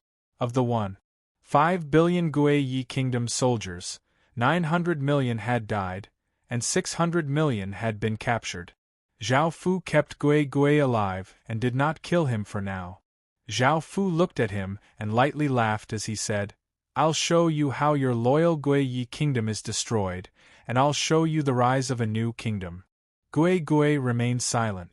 He had brought 2/3 of the Guiyi Kingdom soldiers, and now that they had all been wiped out, the Guiyi Kingdom only had 500 million soldiers left. How could they resist 10 billion soldiers? Not only had they not destroyed the Guiyi Kingdom, but they had also been destroyed. Gui could not help but feel incredibly sorrowful. After clearing up the battlefield, Zhao Fu led the army towards the Guiyi Kingdom. By now, the Guiyi Kingdom had not realized that it was in danger of being destroyed. The Guiyi Kingdom's king and ministers did not care about this matter, as they felt that they would definitely succeed. They were currently discussing what to do after devouring Nether Ghost City. He was mainly worried and guessed what the other two factions would do and whether they would do anything to the Guiyi Kingdom. The cold-looking middle-aged man dressed in gray dragon robes was the Guiyi Kingdom's king. He was quite ambitious and wanted to destroy the other two factions, unify this region, and become an even more powerful kingdom. It was a pity that he did not have the strength to do so. Destroying Nether Ghost City was not enough, unless the other two factions fought and he came out to take advantage of the situation and destroy them in one fell swoop. As for how to do that, he had already thought of a way. Suddenly, a soldier rushed into the hall and hurriedly reported, "Your Majesty! A large number of unknown troops are attacking our country, and they have already broken through our defenses. Your Majesty, please give us instructions as soon as possible." The news came as a surprise. This caused the king and the ministers' hearts to sink, and their expressions became unsightly. The news they received was not that there were soldiers attacking, but that they had broken through their kingdom's defenses and were heading towards the royal capital. "Hurry up and call back the army attacking Nether Ghost City." The king did not hesitate and immediately gave the order. The soldier obeyed and quickly left. The cold-looking middle-aged man gave another order to investigate what faction was attacking the Guiyi kingdom. The Guiyi kingdom knew about the factions in the nearby two worlds, but they could not understand why another faction had suddenly appeared. Moreover, it seemed to be quite powerful. Chapter 1549. These words caused the king and the ministers to feel as if their bodies had been dealt a heavy blow, and they could not even stand stably. To them, hearing this news was like the sky had collapsed, and they did not understand what was going on. How had their kingdom been destroyed just like that? The countless ministers tried to persuade the king, saying, "Your Majesty, take your people and leave. Now that the Guiyi kingdom has been destroyed, there is still hope to restore it in the future." The king hesitated, but after thinking about it, he nodded and said, "Very well. Ministers, please leave with me and rebuild the Guiyi kingdom in the future." The ministers replied in unison, "Yes, Your Majesty." Boom! Just as the king spoke, a massive explosion sounded out as a powerful aura flooded out. Feeling this aura, countless people felt as if they had fallen into icy water, and their bodies uncontrollably trembled. "Kill!" A massive roar sounded out as the sounds of fighting continuously sounded out. Cries continuously sounded out, and everything fell into chaos. The king and the ministers' faces became pale, and they did not say anything. They had never thought that the enemy would be so ferocious. They had already attacked the palace, and if they did not run, they would definitely die. "Do you really think you can escape?" A voice sounded out in the sky. It was Zhao Fu's voice. That terrifying aura had come from Zhao Fu. The king and the others understood that it was this person who had led troops to attack them. "Who are you? I don't think the Guiyi kingdom has offended, sir, right?" The king looked furious and felt immense hatred towards the person who had destroyed his kingdom. Zhao Fu lightly laughed and did not explain. Meng Tian led the army into the palace and surrounded the king and the ministers. "Your Majesty! Hurry and run!" The ministers exploded out with powerful auras as they yelled and charged at Qin's soldiers. Zhao Fu disdainfully gave a trace of a smile and stretched out a hand. A formless energy turned into a massive palm that slapped out, causing the ministers to faint. Blood leaked out of the king's mouth, and he roared as he also exploded out with his nation armament's power. He did not fight with Zhao Fu and instead ran to the side. He knew that he was not a match for Zhao Fu. Clang! Zhao Fu slashed out with his sword, causing sword light to fly out like a crescent moon. It was extremely sharp and directly split the king's body in half, causing his corpse and blood to fall to the ground. "Your Majesty!" Some of the officials who had not fainted cried out in grief, and some even began to cry. Then, they were captured by countless Qin's soldiers and gathered together with the others, waiting to see how Zhao Fu would deal with them. Zhao Fu gave a dignified smile as he sat on the Guiyi kingdom's throne and looked down at the ministers and generals kneeling below. Now, they all looked furious, afraid, or hateful as they looked at Zhao Fu sitting on the throne. This was the person who had destroyed their Guiyi kingdom, and it had been so easy. Now, they knew just how many soldiers had attacked them. There were actually 10 billion soldiers. This caused them to feel quite shocked. There didn't seem to be such a powerful faction nearby, and the auras coming from those soldiers were of all different races, such as the human race, the outlander race, the demon race, and so on. They couldn't tell where they came from.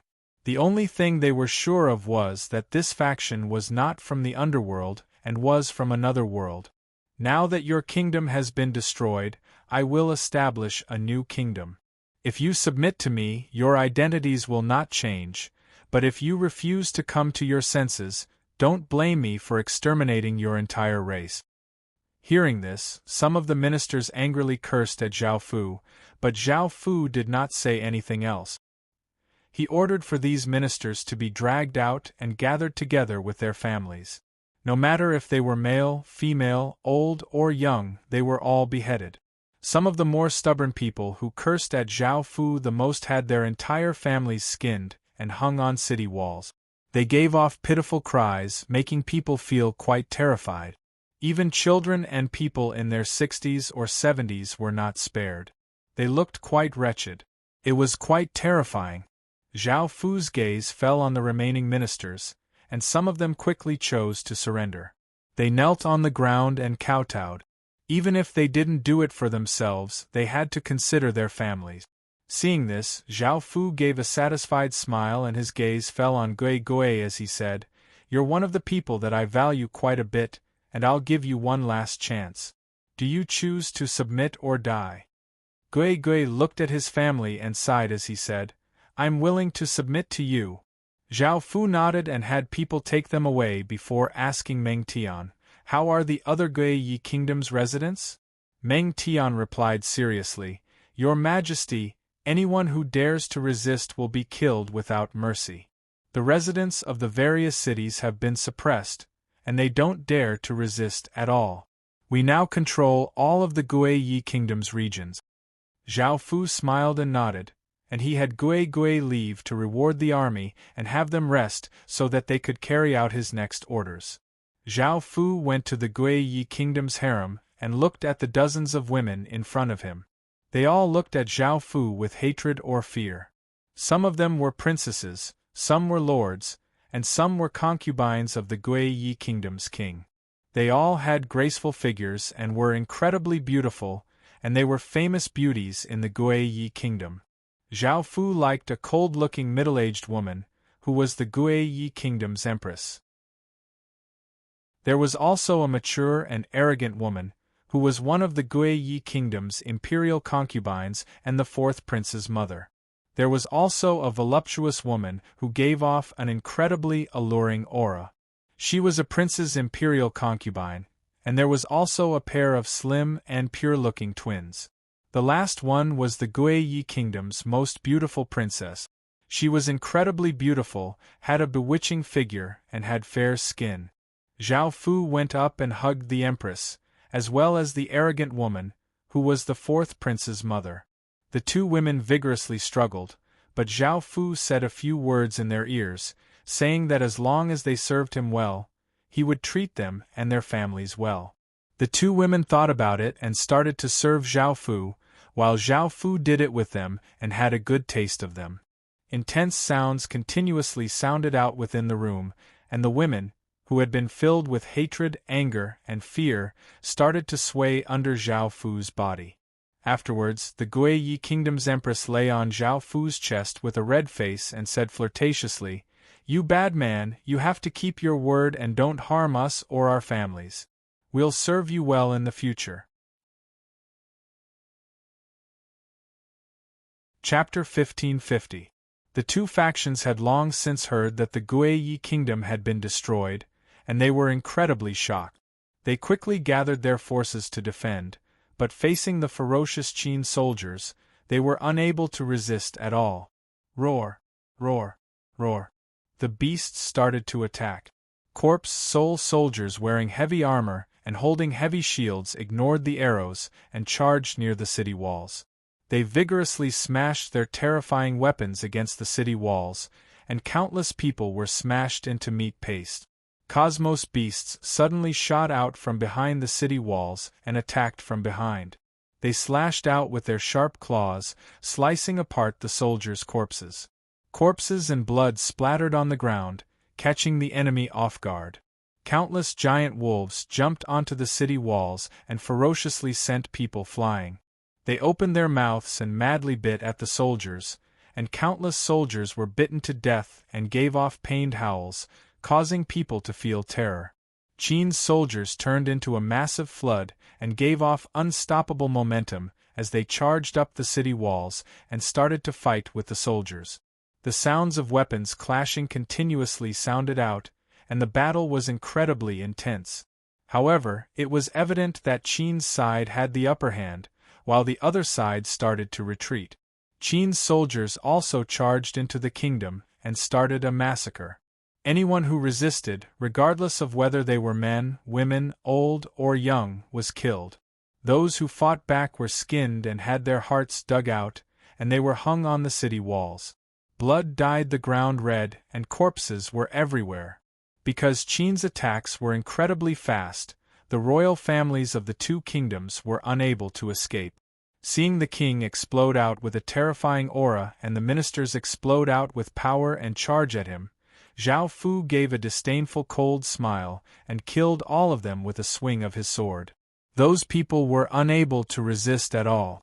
Qin's soldiers quickly took control of the two kingdoms, and the ministers and generals of the two kingdoms were suppressed in a bloody manner. As long as they surrendered, Zhao Fu would not kill them, but those who did not surrender would be killed without mercy. Zhao Fu wanted to establish a kingdom to rule a world, so he needed a lot of people. Qin's soldiers and people would leave the underworld in the future, and the ministers and generals of the underworld would be made up of people from the underworld. Qin's 3 billion ghost soldiers were the ghost soldiers that had been turned into by Qin's soldiers, and Zhao Fu would bring them all to the underworld. Zhao Fu wanted to develop the underworld, and it would be best if it was as strong as Qin's. After this, Zhao Fu wanted to establish a faction in the God world. The God world, the human world, and underworld would all have Qin factions. Moreover, the combined power of the three factions would surpass that of ordinary royal kingdoms. As for the concubines of the two factions, Zhao Fu ordered people to bring them back. There were 100 or so of them, and apart from the legitimate concubines, there were also some princesses and concubines, who were all incredibly beautiful. Zhao Fu liked 5 of the women. One was peerlessly beautiful and gave off a domineering and sharp aura. She was called Han Shanliang, and she was the queen of a kingdom. Another was flirtatious and had a mature figure, and she was also the queen of a kingdom. She was called Inuya. Of the remaining 3, one had a sexy figure and was cheerful and generous. She was called Yueke, and she was one of the many concubines. Another had a slim figure and was gentle and considerate. She was called Long Shanli, and she was one of the princesses. The last one was called Huang Quanling, and she had a bewitching figure and a cold aura. Huang Quanling was quite special, and she looked back at a few hours ago. Huang Quanling, a few female attendants, and 20 or so guards had followed the map that their ancestor had given them to this place. Huang Quanling's identity was quite special. She was the Yellow Springs Kingdom's legatee. The Yellow Springs River was a river that stretched across most of the underworld, and there were countless vengeful spirits and rotting corpses everywhere. The river water was yellow and gave off a dense corpse aura. Some creatures near the Yellow Springs had been corroded by the Yellow Springs power and became part of the Yellow Springs race and grasped Yellow Springs power. The kingdoms that these people had established were called Yellow Springs Kingdoms. There were many Yellow Springs Kingdoms, and they were split into different levels, mainly based on how powerful their factions were and their bloodlines were. Huang Quanling's Yellow Springs Kingdom had been a relatively powerful kingdom at that time, and its strength could rival empires. Her bloodline was also the purest, as she had been born from the Yellow Springs. She had pure Yellow Springs power, and those who had been corroded could not compare to her. The Yellow Springs Kingdom of Huang Quanling's Yellow Springs Kingdom was one of the most powerful Yellow Springs kingdoms, and it had a high status and was respected by countless Yellow Springs people. However, that was in the past and in the past. The Yellow Springs Kingdom had been destroyed countless years ago, and it had been heavily damaged. The rainbow-colored legacy stone had fallen to silver grade, and its legacy and fate were on the brink of destruction. If this continued, the Yellow Springs Kingdom would be destroyed sooner or later, and their Yellow Springs Kingdom would disappear. However, Huang Quanling had accidentally found a Yellow Springs treasure trove left behind by her ancestor. Even though this treasure trove was not much with the Yellow Springs Kingdom's strength back then, it had not been found. However, this treasure trove might be able to save the Yellow Springs Kingdom and allow them to once again restore their kingdom. As such, Huang Quanling took the treasure map and a group of people to this place to search for the Yellow Springs treasure trove. However, they had never expected that not long after they arrived, such a big thing would happen. An unknown and terrifying faction had first destroyed the Guiyi kingdom, then split into two groups and attacked the Gui Shang kingdom and the Guiyi kingdom. By now, everyone's expressions were quite unsightly and looked quite terrified. They were all preparing to escape at any moment. Everyone had heard that that faction was incredibly terrifying. They wore black armor and had cold expressions and cruel methods. They gave off a dense darkness aura and looked like demons. The Guiyi kingdom had been destroyed without being able to resist at all, and countless people had died. Hearing this, everyone could not help but feel afraid and worry if their kingdoms would be able to defend. Under the suggestion of the female attendants, Huang Quanling planned to leave this region and wait for the situation to stabilize before coming back to search for the Yellow Springs treasure trove. However, things were quite unexpected. That faction split into two groups and easily broke through the defenses of the two kingdoms and flooded into countless cities, not giving them any time to escape. Chapter 1551. After being captured by Qin's soldiers, Huang Quanling's expression was quite unsightly. She did not know what would happen, and she had come with the Yellow Springs Kingdom's only hope. If something happened to her here, the Yellow Springs Kingdom would be destroyed. Seeing the cold and emotionless Qin's soldiers smile when they saw how beautiful she was, Huang Quanling immediately realized that the situation was bad. Huang Quanling immediately realized that things were not good. Her body would definitely be tainted by these soldiers, and when she thought about that, she wanted to just die. However, when she thought about the heavy responsibility she had, she hesitated. However, as she looked around, she found that even though the soldiers smiled when they saw her beauty, they were not interested in her body at all. What was going on? Why did you capture us? Also, we're not from here and we're just passing by. I hope you can let us go, Huang Quanling said coldly to the Qin soldiers. One of the soldiers said coldly, everyone here is Qin's target. If it wasn't for your beauty, just because you resisted back then, we would have hacked you to death and thrown you onto the street. Huang Quanling felt a trace of coldness in her heart. These soldiers were indeed not kind people. At the same time, she obtained some useful information. This faction was called Qin. Moreover, they had let her go because of her beauty. They definitely had a purpose. Then what is your purpose? Do you want to offer me to your superior? Huang Quanling asked coldly. The soldier coldly replied, no, you're going to be offered to our great majesty. You will be offered to our great and supreme His Majesty. Only our Majesty is worthy of enjoying a beautiful woman like you. It is your honor to be able to serve our Majesty. Another soldier said politely, you should be a bit more polite. Perhaps she'll become His Majesty's concubine. Afterwards, he said to Huang Quanling, don't worry, we won't harm your friends.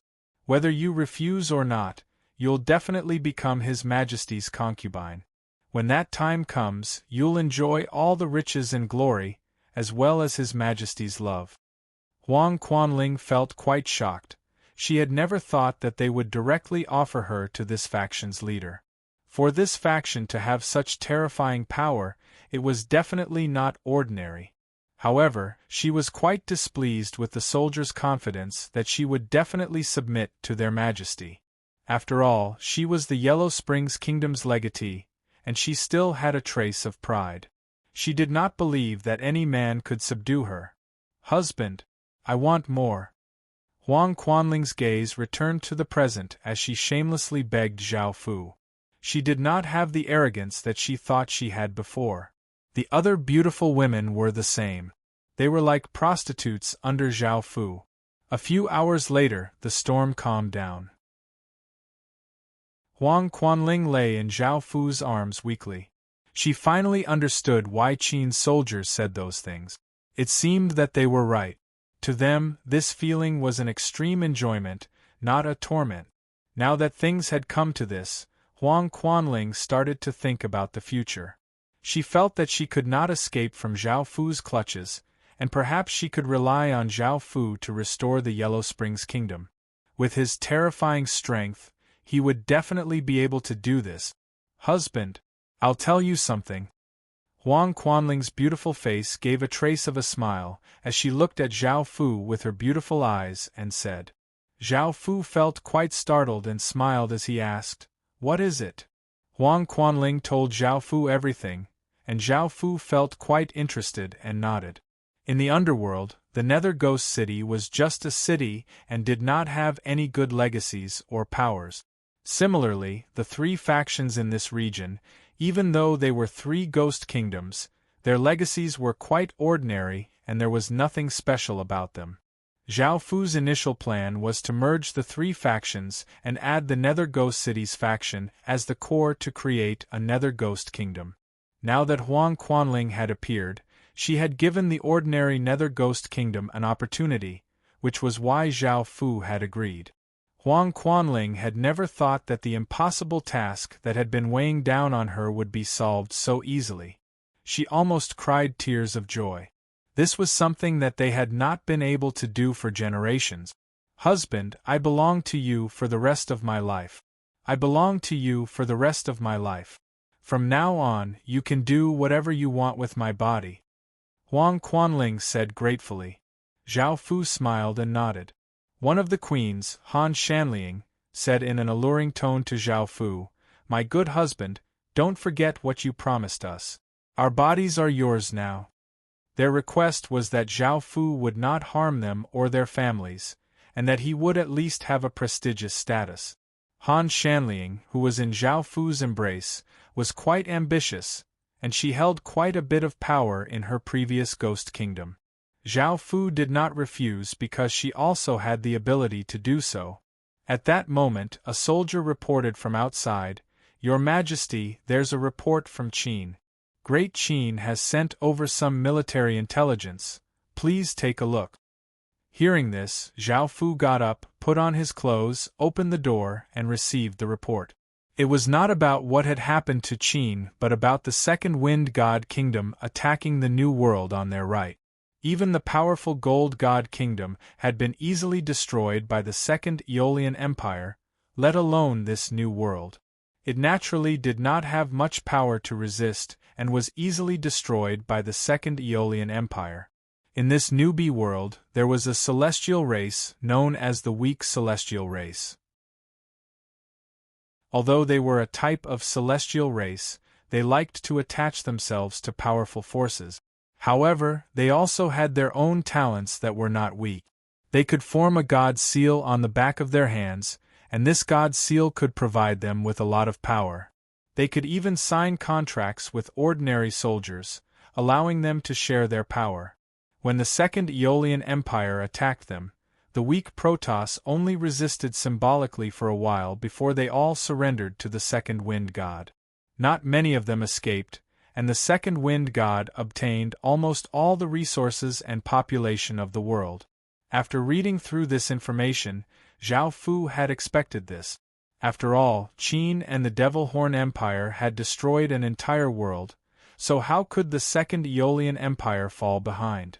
This time, Qin didn't do much in the Second Aeolian Empire's operation because the effect was not great, and he didn't want to waste any more resources and troops.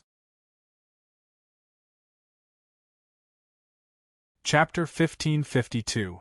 Miss, are you all right? Are you all right? A few maidservants ran to Huang Quanling's side and asked with concern. In just a few hours, this young Miss Aura had greatly changed. She had become more mature, charming, and alluring. Huang Quanling lightly smiled and nodded. "All right, let's continue looking for the Yellow Springs treasure trove. Let's continue looking for the Yellow Springs treasure trove. With husband's help, we'll definitely be able to quickly find the Yellow Springs treasure trove and restore the Yellow Springs Kingdom." The female attendants were also quite surprised as they looked at the handsome young man standing beside them. They were surprised that such a powerful person was helping them, but they were also surprised that their young mistress had submitted to this young man so quickly and seemed to like him very much. Zhao Fu looked quite surprised as well. Zhao Fu received the map and found that the Yellow Springs treasure trove was in this region.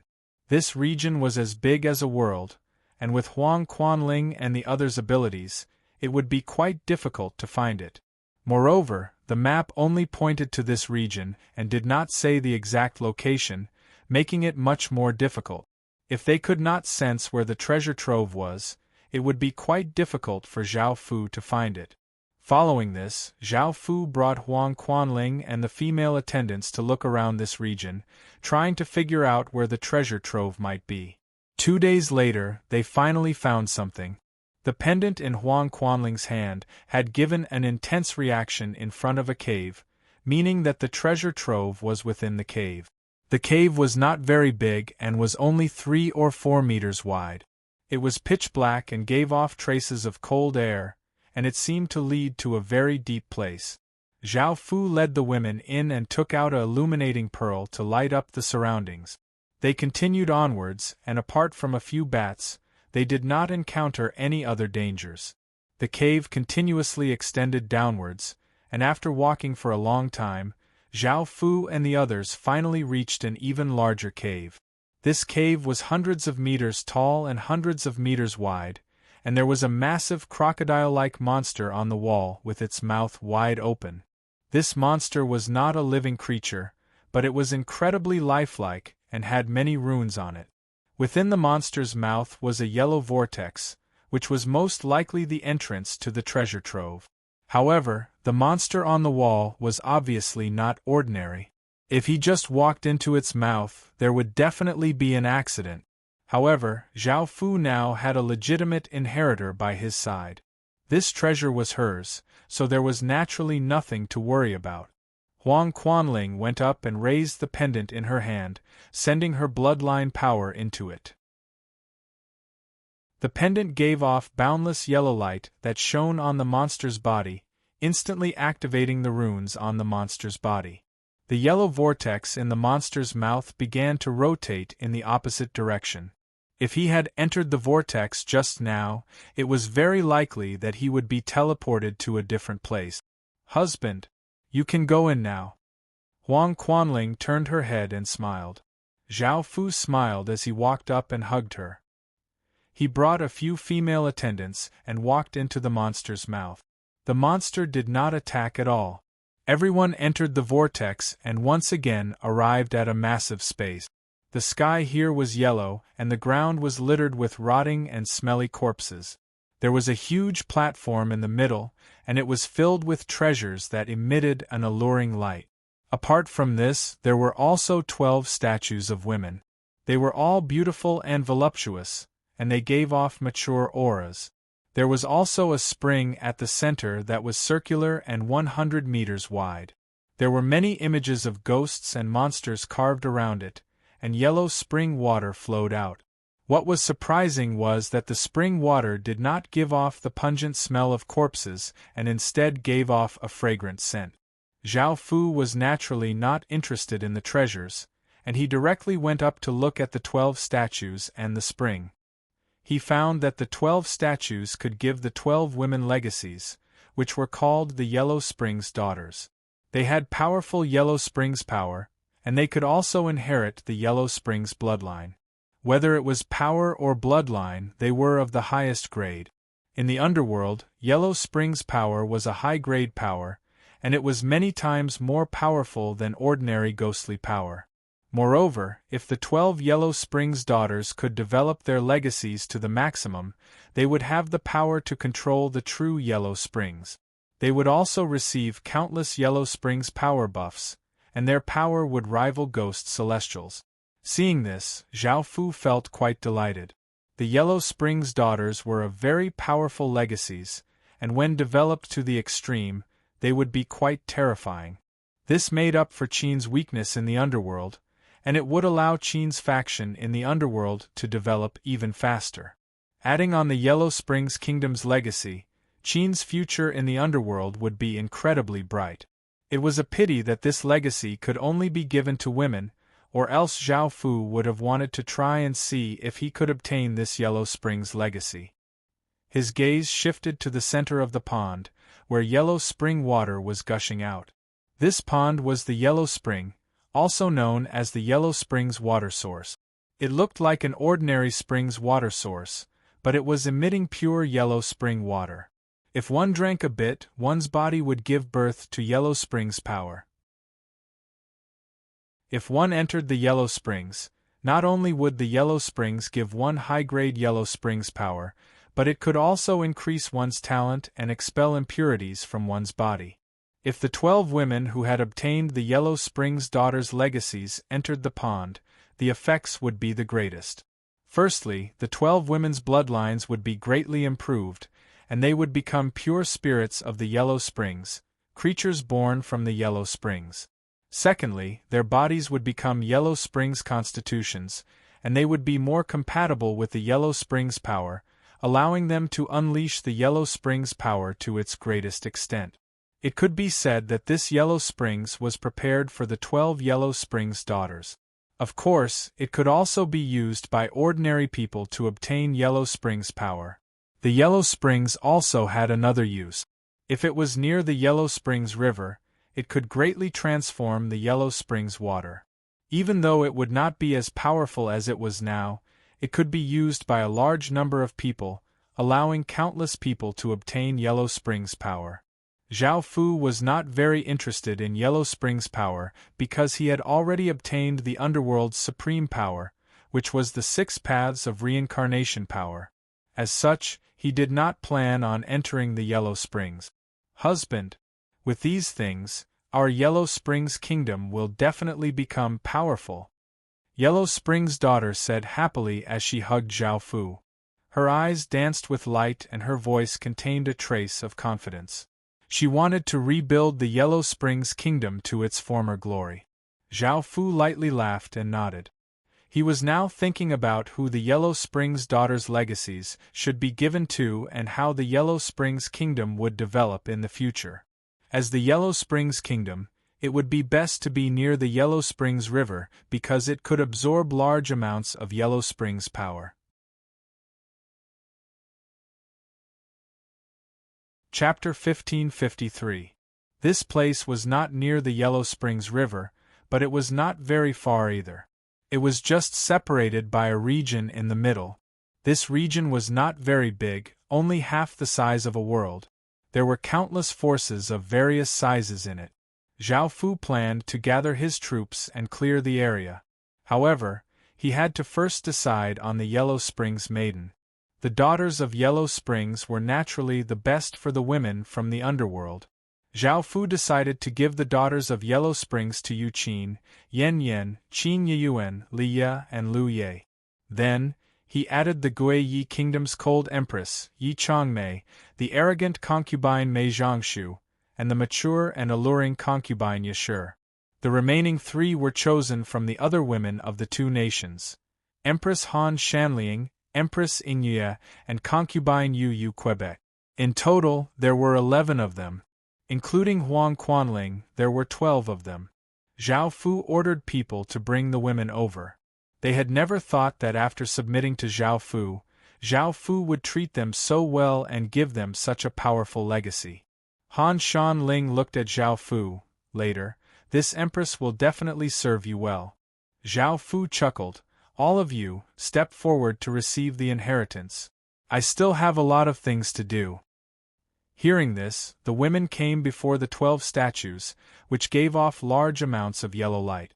A massive aura spread out, and the 12 statues seemed to come to life as they looked at the 12 women. After thinking for a while, the center of the 12 statues' foreheads slowly split open, and a yellow ray of light containing immense power shot into the 12 women's foreheads, causing their bodies to tremble. Their bodies were filled with immense power, and they gave off intense light. This process continued for 10 or so minutes, and the light from the statues gradually weakened. The 12 women's appearances and auras had greatly changed. First of all, they were many times more beautiful than before, and now, they were not much weaker than the top-ranked beauties of the underworld.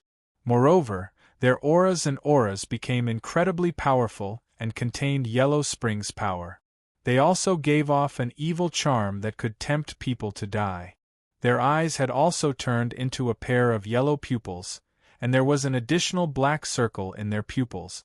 The 12 women sensed the changes in their bodies and revealed expressions of surprise. This was equivalent to giving them a huge opportunity. They would no longer be ordinary in the future.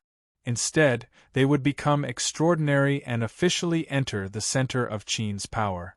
In the future, the 12 of them would become the legendary Yellow Spring's 12 empresses who would shake the underworld and strike fear into countless people's hearts. But now, they were all taking turns to serve Zhao Fu under Zhao Fu, looking like sluts. After Zhao Fu had a good time with them, he left to do other things. The 12 women's faces were red and they gave off flirtatious auras as they entered the Yellow Springs and started the final transformation. Zhao Fu gathered his forces and wanted to directly attack, but he heard that there were a few powerful factions nearby that had noticed what was happening here. This caused Zhao Fu to think about it and give up on his brutal and direct method. He instead wrote letters to persuade these factions to submit before attacking them. This was much more acceptable. The other factions also lowered their wariness towards Qin, and Zhao Fu did not want to be attacked by an alliance. After sending out countless letters, the people in that region felt incredibly panicked. They knew how terrifying Qin's power was, and some people chose to run. Some people expressed that they were willing to submit, but most people gathered together and planned to defend against Qin's invasion. This could not be blamed on Zhao Fu. He had tried to use peaceful means before resorting to force. It was just that these people did not know what was good for them and were seeking their own death. Zhao Fu led a large number of soldiers and swept through everything like a flood. In just an instant, they broke through the defensive line formed by the various factions and started a massacre. After Qin flooded into that region like a black tide, countless people and creatures madly ran away. Qin's soldiers raised their sabers and slashed down, killing enemies one after another. Blood dyed the ground red, and pitiful cries continuously sounded out. By now, the factions that had allied together to defend against Qin now regretted their actions. With their strength, they would not be able to do much against Qin. However, it was too late to regret now. Their corpses had been hung on the city walls to deter those who dared to resist. After clearing out the people in this region, Zhao Fu saw the legendary Yellow Springs River. He did not know how long this river was or how big it was, and he could not see the end. The river was yellow and there were skeletons everywhere. There were also countless vengeful spirits swimming in the water, howling, crying, and roaring. The river quietly flowed, looking like a dead river. The Yellow Springs River gave off traces of yellow baleful qi, which was foul qi and was somewhat harmful to ordinary people and creatures. Most of the people who had transformed into the Yellow Springs race had been lucky. Ordinary people would be corroded by the Yellow Springs aura and die, and they would become part of the Yellow Springs River. The Yellow Springs race formed this way was the weakest race in terms of bloodline and power. Because the Yellow Springs River could not be moved, Zhao Fu wanted to give the Yellow Springs Kingdom more room to develop. They did not have to develop along the Yellow Springs River, so Zhao Fu made a bold decision to quickly dig up a tributary. Thinking about that, Zhao Fu ordered people to start working. Over 10 billion people took a few days to dig up a massive river. In order to dig up this river as quickly as possible, Zhao Fu even used the primogenitor statue. A sword ferociously slashed down, leaving behind a massive sword gash that savagely looked like a wound on the ground. The tributary was quite small compared to the true Yellow Springs River, but it was still 10,000 meters wide and 1,000 meters deep. It was half the length of a world, and it led to the Yellow Springs Kingdom. The river was already dug, but it was not connected to the Yellow Springs yet. There was still a massive stone wall blocking it, and it would be quite inconvenient if there was water. As such, they had to leave the connection to the river until the end. Zhao Fu held the emperor-killing sword and did not use the primogenitor statue. Because digging up the river had used up a lot of power, Zhao Fu planned to let it recover.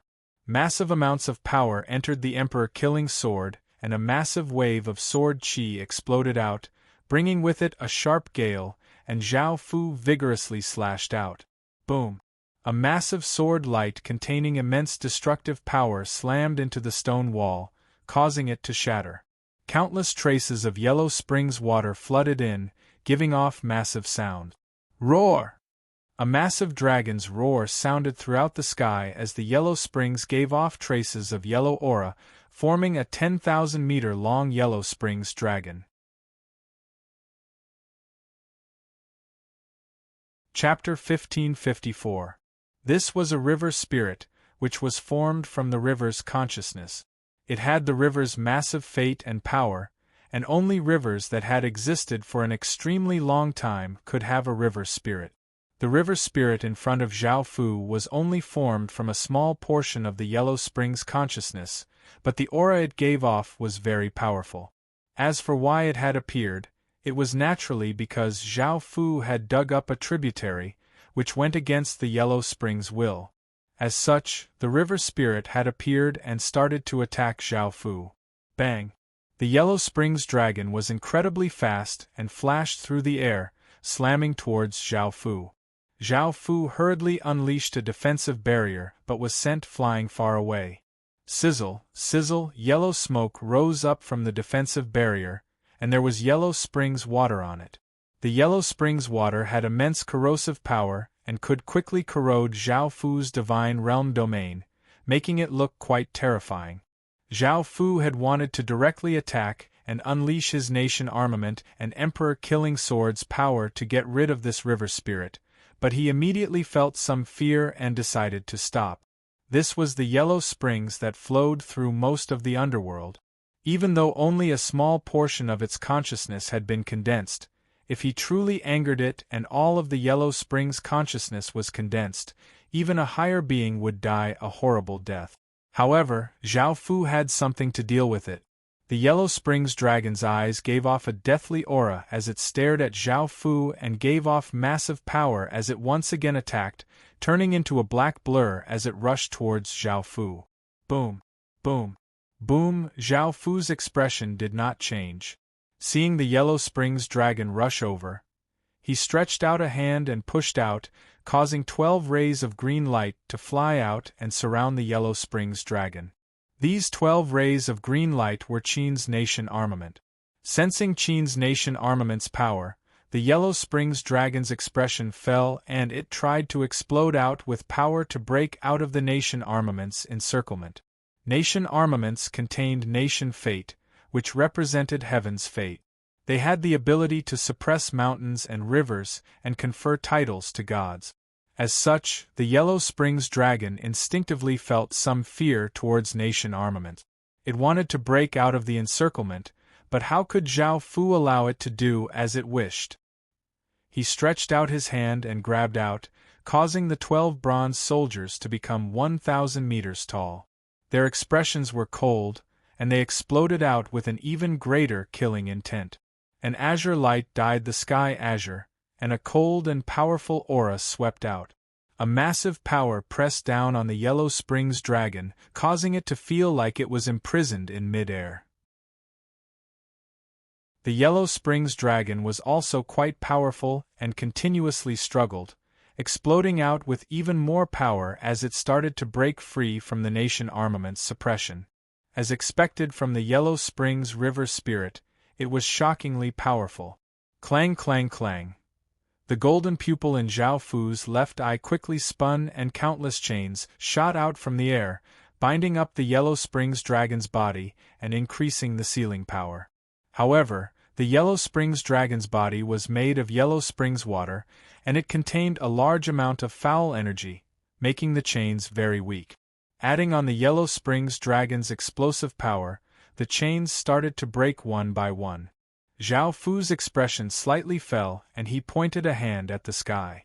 Countless traces of violet light spread out, dyeing the sky violet as an enormous violet star giving off a massive aura slowly descended. The violet star gave off a large amount of violet light and dragon inscriptions danced in the air. A massive wave of star power heavily weighed down on the Yellow Springs dragon's body, causing its body to sink as it felt an even greater suppression.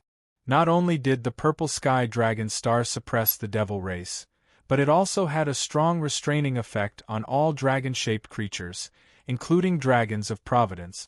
Roar! The Yellow Springs dragon madly struggled and exploded out with terrifying power. The yellow crystal-like eye on its head shot out large amounts of light, and an extremely dangerous power slowly spread out. Zhao Fu felt quite startled and his hairs stood on end under that terrifying power. He did not hesitate to cut open his palm and loudly said to the Yellow Springs dragon, "Wu! The Lord of the Qin Empire, the possessor of the divine blood, has been blessed by the mandate of heaven to suppress you here." Boom!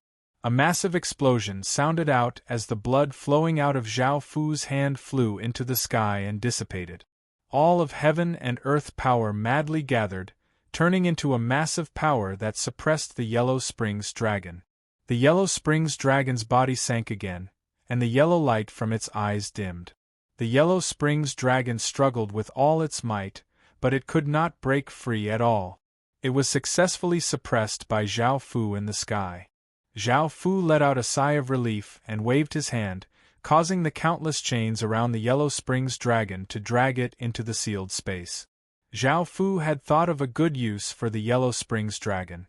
At that moment, the Yellow Springs dragon's water quickly flowed into the river that Zhao Fu had dug, and it continuously extended to the region where the Nether Ghost City was. It was a successful process.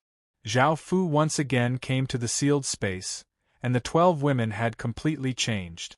They were much more beautiful than before, and they gave off a deathly charm that made people feel as if they would die for them. Moreover, they were within the spring water, and did not have a single piece of clothing on them, and their bodies were completely exposed. Seeing Zhao Fu arrive, the women all gave a trace of flirtatiousness as they looked at Zhao Fu. Han Shanling's beautiful eyes fell on Zhao Fu's body as she said movingly, "Good man, we want it again.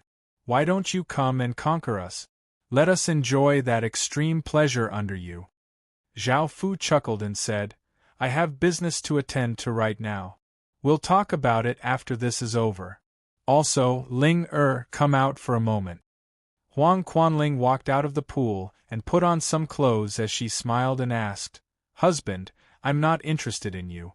What's the matter?"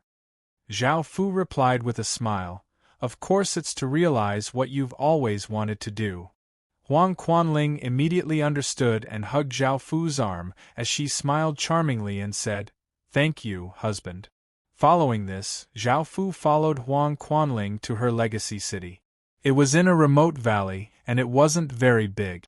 It was only a basic city, and it seemed that without Zhao Fu's help, it would be destroyed. After returning, Huang Quanling told this news to the countless people in the city, causing them to feel incredibly delighted. They knelt on the ground in gratitude and continuously thanked Zhao Fu. Zhao Fu did not mind and lightly nodded. He went to the city hall and had Huang Quanling relocate the city. Zhao Fu wanted to make it the Yellow Springs Kingdom's core city, and it would be the Yellow Springs Kingdom's legacy city.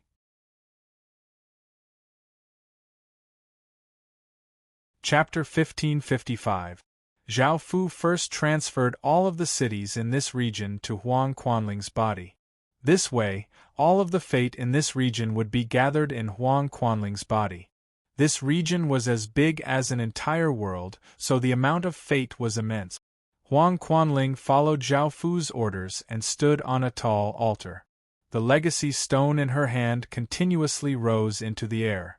Yellow Springs Kingdom's legatee, Huang Quanling, receives the mandate of heaven, the protection of the ancestors, and the support of the people to establish the Yellow Springs Kingdom. Boom! Just as Huang Quanling's voice sounded out, countless traces of fate madly flowed over and flooded into the silver-grade legacy stone in the sky. The legacy stone in the sky exploded out with an intense light and gave off a shocking aura. Under the massive amount of fate, the legacy stone's grade started to recover, and the legacy power that had disappeared also started to recover. However, in order to recover the Yellow Springs Kingdom's power, the amount of fate it had was still not enough, and it needed even more fate. Right now, the Yellow Springs Kingdom's legacy stone was only half recovered. However, something shocking happened. Zhao Fu stretched out a hand and grabbed at the air. Countless chains shot out and a 10,000-meter-long Yellow Springs dragon was dragged out by the chains. Zhao Fu controlled the suppressed Yellow Springs dragon and sent it into the legacy stone. Boom! A massive explosion once again sounded out as the Yellow Springs dragon was slowly sent into the legacy stone under Zhao Fu's control.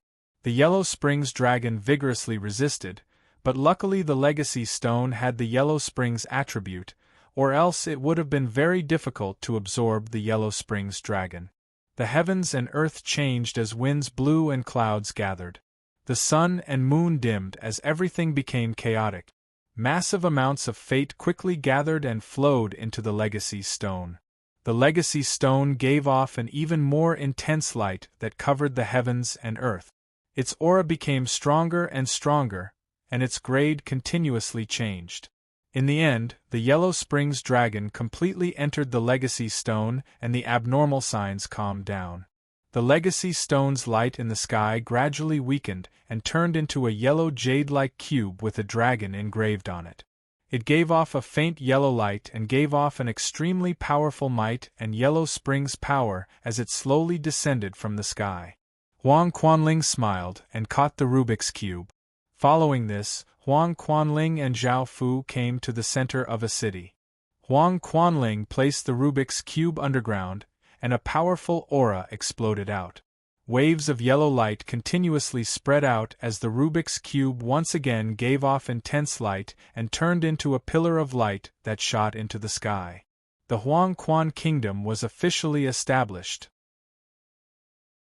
Countless traces of fate continuously gathered in the sky, and heaven and earth power quickly gathered as well. The two fused together and a massive Yellow Springs dragon was formed, giving off a massive aura as it flew through the sky. The other 11 of the 12 daughters of Yellow Springs were also called here by Zhao Fu. They followed Zhao Fu's instructions, cut their wrists, controlled the blood that flowed out, and flew towards the Yellow Springs dragon in the sky. After absorbing the blood, the Yellow Springs dragon's aura became quite complicated, and it swam about in the air with a look of pain on its face as the surrounding fate once again flowed into its body. Roar! A pained cry sounded out as the Yellow Springs dragon in the sky started to split into 12 parts. Dragon horns, dragon eyes, dragon head, dragon fangs, dragon claws. The 12 parts of the dragon turned into orbs of yellow light and started to absorb heaven and earth power before turning into 12 dragon seals. These 12 dragon seals were yellow and seemed to be made of jade. They were as big as half a palm and were square. There was a Yellow Springs dragon carved on the top and the words Yellow Springs Kingdom written on the bottom, and they gave off a powerful might. The 12 dragon seals were what Zhao Fu had asked Huang Quanling to split the king's seal into 12 parts and give them to the 12 women to jointly manage the Yellow Springs Kingdom. As the legatee, Huang Quanling had the greatest authority and the king's seal. After fusing with the Yellow Springs dragon, not only did the legacy stone recover its previous power and legacy, but it was also buffed by the Yellow Springs River, making it even more powerful than before. Zhao Fu looked at the legacy stone's stats and found that it could turn countless soldiers into Yellow Springs soldiers.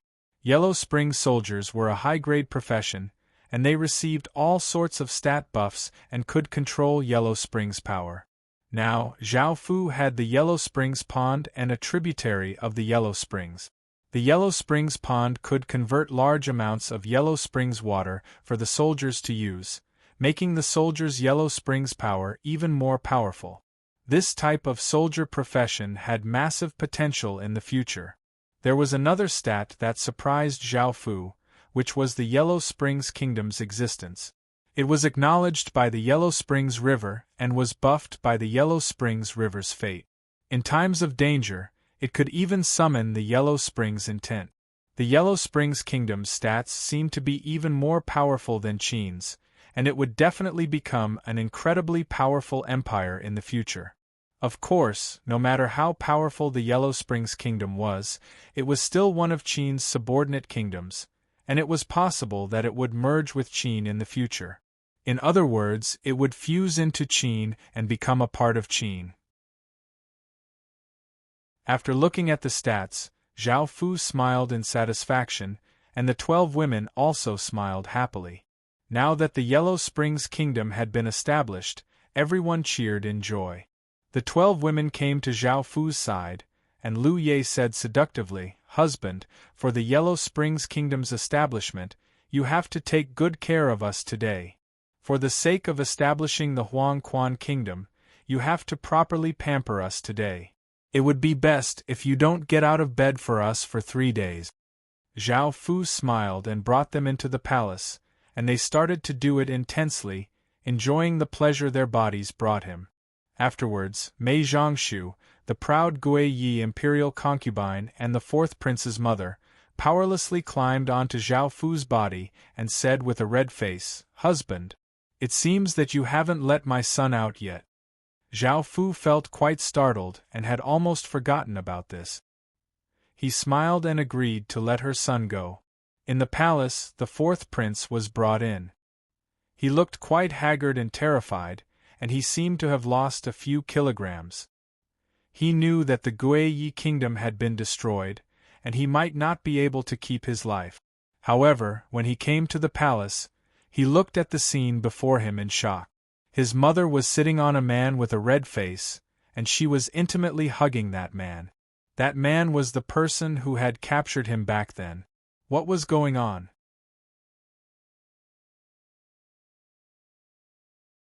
Chapter 1556. The 4th prince felt quite furious, but he did not dare to act out because he was afraid of dying. He understood that it was this person in front of him who had destroyed the Gui Yi kingdom, unified this region, and established the Yellow Springs Kingdom. Seeing that her son was fine, Mei Zhongshu gave a moving smile and said, "Zhu heir, come greet your stepfather. Come and greet your stepfather. He is a very powerful and charismatic man. If you listen to him in the future, it will be very beneficial for you." These words made the 4th prince explode with anger. This person had not only injured him, but he had also destroyed the Gui Yi kingdom and killed his father. Now, his mother wanted him to call this person father. However, even though the 4th prince was furious, thinking about his situation and his future, he suppressed his anger and gave a flattering smile as he called out, "Father." Zhao Fu lightly laughed and said, "You don't need to call me that. Also, I'll let you off this time for your mother's sake. If you break Qin's laws, no one will be able to protect you." Hearing that Zhao Fu had let him off, the 4th prince said in delight, "Yes, yes, yes." Right now, even if he had to call Zhao Fu father 100 times or 1,000 times, he would be extremely happy and rejoiced that he had managed to keep his life. Zhao Fu looked away and looked at the alluring woman in his arms as he said, "I'll give him a chance. In the future, it'll be up to him. If anything happens, don't blame me." Mei Zhongshu smiled as she replied, "Husband, don't worry. I'll definitely teach him well in the future and won't let him cause any trouble."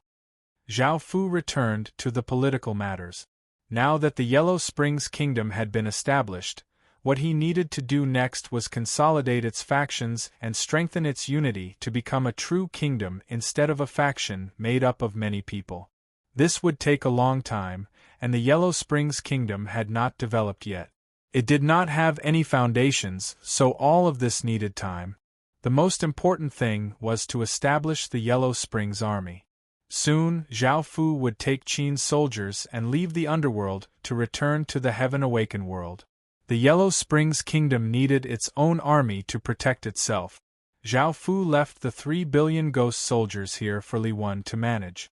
As for establishing the Yellow Springs Army, he could leave that to Gui Gui. As a general, he had the ability to do so. The civil and military officials that he had subdued could also be used, so there was no need for Zhao Fu to worry about them. After staying in the underworld for a few days and seeing the Yellow Springs kingdom quickly develop, Zhao Fu felt at ease. He took Qin's soldiers and some generals back to Qin City, ending this operation. After returning to Qin, Zhao Fu wondered if he should go to the godly world to take a look. The godly world was a large world, and it was not any smaller than the underworld. It also had great potential, and developing a faction there would be of great help in the future. It could also be used as a hidden force.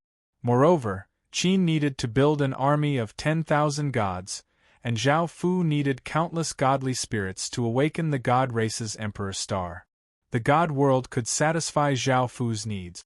As for how to go to the godly world, Zhao Fu did not have any, but Zhao Fu could ask Di Shi, the golden dragon within Zhao Fu's body. As expected, Di Shi was able to resolve Zhao Fu's matter. She gave him 24 godly spirit formations, which required him to take down the spirit light world's golden doors. This would allow him to create a godly world door. This godly world door could not only allow a few people to go to the godly world, but it could also allow him to gather a large number of soldiers. However, that godly spirit formation required 24 godly spirits to activate, and Qin City did not seem to have that many godly spirits yet. Only the water goddess, the god of life, the god of light, the desolate god, the goddess of agriculture, the god of darkness, the god of demons, the god of fallen angels, the goddess of the ocean, and the ghost god, a total of 10 gods, could only delay their journey to the divine realm. A few days later, Zhao Fu started to make preparations because he had obtained a very important piece of information from the Heaven Spirit Steel, which was information regarding a rare godly material.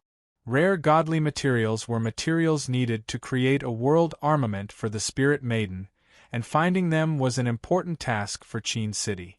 The Spirit Maiden was still fusing with the human world's consciousness, and soon, she would be able to completely fuse with the human world's consciousness. As long as he prepared those materials for her, she would be able to create a world armament and devour the consciousnesses of other worlds. That rare godly material was one of the most important materials for creating a world armament. It was called Origin God Iron, and it was a type of iron that contained origin energy. It was the earliest type of iron in the world, and it could be used to create extremely terrifying weapons. It was said that there were only 10 pieces of this type of iron in the world, and 7 of them had already been used to create weapons. Now there were only 3 left. From what Zhao Fu knew, this piece of Origin God Iron was one of Outlander 10 College's rewards, and it was the first-ranked reward. Outlander 10 College was one of the Heaven Awakened world's 7 great colleges, and it was a college for Outlanders. It was located in the Outlander domain, and the Outlander domain was a region for Outlanders.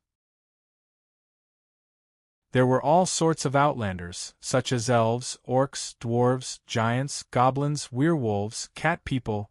The college's status in the Outlander domain was like that of the other great colleges, and it was a holy land for Outlander geniuses. It held great power, and ordinary empires did not dare to offend it. They were also recruiting students this year, but it was quite late. By now, Emperor Path College had already started its recruitment test.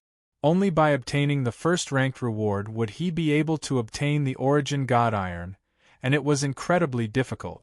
However, Zhao Fu wanted to try because this material was simply too important to Qin City, and it might even affect Qin City's life or death in the future. However, Zhao Fu still felt quite worried about going to Outlander 10 College. He was worried that his identity would be exposed, and if Emperor Path College could not protect him, Outlander 10 College would be the same. Once his identity was exposed, the consequences would be incredibly severe. However, Qin City had to obtain the Origin God Iron, so Zhao Fu could only ask a higher being that had been helping Zhao Fu this entire time. Zhao Fu did not say that he was going to participate in Outlander 10 College's examination, and he instead asked if his identity would be exposed in front of the higher being. The higher being replied, "You now have 5 Emperor stars, and all divination and divination abilities will be useless. In fact, you might even receive a backlash. If you don't summon the 5 Emperor stars, the higher being will not be able to detect your identity and will think that you are someone blessed by heaven's secrets. However, you will also be watched." Hearing this, Zhao Fu let out a sigh of relief. He did not have to worry about his identity being exposed, and he could go to Outlander 10 College. As long as he did not stupidly summon the 5 Emperor stars, his identity would not be exposed.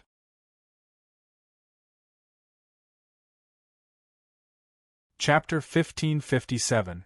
The next day, Zhao Fu finished his preparations, officially heading for the other side. He didn't bring anyone with him, just going alone. At first, he felt quite bored and hurried along. There was still some time before Outlander 10 College's recruitment, so Zhao Fu was not in a rush. During this time, he could look around and see if there were any Outlander treasures. If he could awaken another Emperor star after obtaining a godly material, that would be for the best. He had just arrived at the Outland of the Outlanders, but he felt like he had come to a different world. The people on the streets were all of the Outlanders, and the architectural style and customs were all the same. This place was dominated by the Outlanders, and there were relatively few other races. On that day, as Zhao Fu was walking through a desert, a merchant group passed by. This merchant group was from the fox race, and they had a pair of fox ears and a fox tail. This place was in the vicinity of several large countries. Ordinary storage rings were restricted by restrictions, so they couldn't be used. They could only rely on merchant caravans. This caravan was a relatively large caravan, and there were over 1,000 fox race people. Most of them had stage 1 cultivations, and a few of them had stage 2 cultivations. Carriages of goods were pulled by those with long fur and large bodies. Zhao Fu didn't pay much attention to it and slowly moved forward alone. At that moment, a Fox Clan guard came up and said courteously, "Sir, do you intend to cross the border alone? My madam has invited you to join the caravan so that you can take care of her along the way."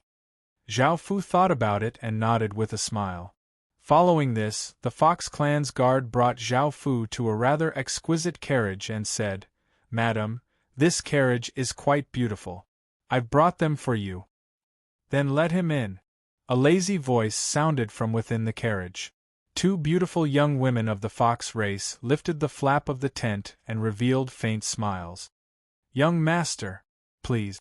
Zhao Fu directly boarded the carriage and saw a beautiful woman with snow-white skin and a voluptuous figure. She had snow-white fox ears and a tail, and she was only wearing a thin veil. She gave off an incredibly seductive aura, and her face was red as she smiled at him. Looking at this beautiful woman, Zhao Fu understood what was going on. It was another lonely and empty woman, so he did not hold back. Zhao Fu went up and brought the beautiful woman into his embrace, and the beautiful woman pretended to be reserved as she said shyly, "Sir, what are you doing? I'm not the kind of woman you think I am." Zhao Fu smiled and asked, "Really?" Smelling Zhao Fu's enchanting scent, the beautiful fox race woman's face became red as if she was drunk. Her eyes became watery as she said enticingly, "Of course." This was clearly sarcasm. Zhao Fu directly pressed down on the beautiful fox woman's body and began to violate her. Seeing this scene, the 2 fox race attendants came outside with red faces. When the other people in the merchant group heard their madam's lewd voice, their heartbeats sped up, and their bodies became restless. They could not help but move further away from the carriage. However, their madam quickly begged for mercy and told the 2 of them to serve Zhao Fu. The 2 fox race attendants looked at each other with reddened faces, and their lewd cries sounded out from within the carriage. Afterwards, Zhao Fu hugged the extremely flirtatious woman, and there were 2 red-faced, panting young women by his side. The beautiful woman was called Hu Shan, and she was the owner of the merchant group. The two fox race attendants were called Xiao Li and Xiao Qin. Hu Shan lay in Zhao Fu's embrace with a look of infatuation and said enticingly, "Sir, this is the first time I've been so happy. This is the first time I've been so happy. Can you stay by my side in the future? I'll take care of the merchant group for you, and I'll give everything to you." How could Zhao Fu be interested in such things? He lightly laughed as he said, "After I'm done, I'll let you enjoy a life that's 1,000 times better than it is now." Hu Shan was not surprised and flirtatiously smiled as she said, "I knew Sir wasn't simple. Not only is your aura so alluring, but you also have the aura of a heaven fox. Sir must be an esteemed guest of the fox race." Zhao Fu felt quite startled and did not understand the aura of a heaven fox. After asking around, he found out that heaven foxes were nine-tailed foxes, and they had the highest status in the fox race and the most prestigious bloodline. Qin had 4 nine-tailed foxes: De Fei, Tamamonome, Shaoli, and Shaoqi. The first 3 had always been favored by Zhao Fu, and the last one was also very close to him. Following this, Zhao Fu found out that the merchant group's destination was the fox race's world. He also heard that there was a fox race general meeting there, and there would be a supreme treasure of the fox race, the Heaven Fox Stone. The Heaven Fox Stone was condensed from a 9-tailed fox with the purest bloodline. It contained the essence of a 9-tailed fox and had powerful abilities. Anyone who fused with the Heaven Fox Stone would not only obtain the 9-tailed fox bloodline, but their cultivation would also greatly increase. This Heaven Fox Stone had a great history and was condensed from a powerful 9-tailed fox from 1,000 years ago. It was even more precious than ordinary Heaven Fox stones. Zhao Fu felt quite interested. In actuality, the 9-tailed fox race was split into many types.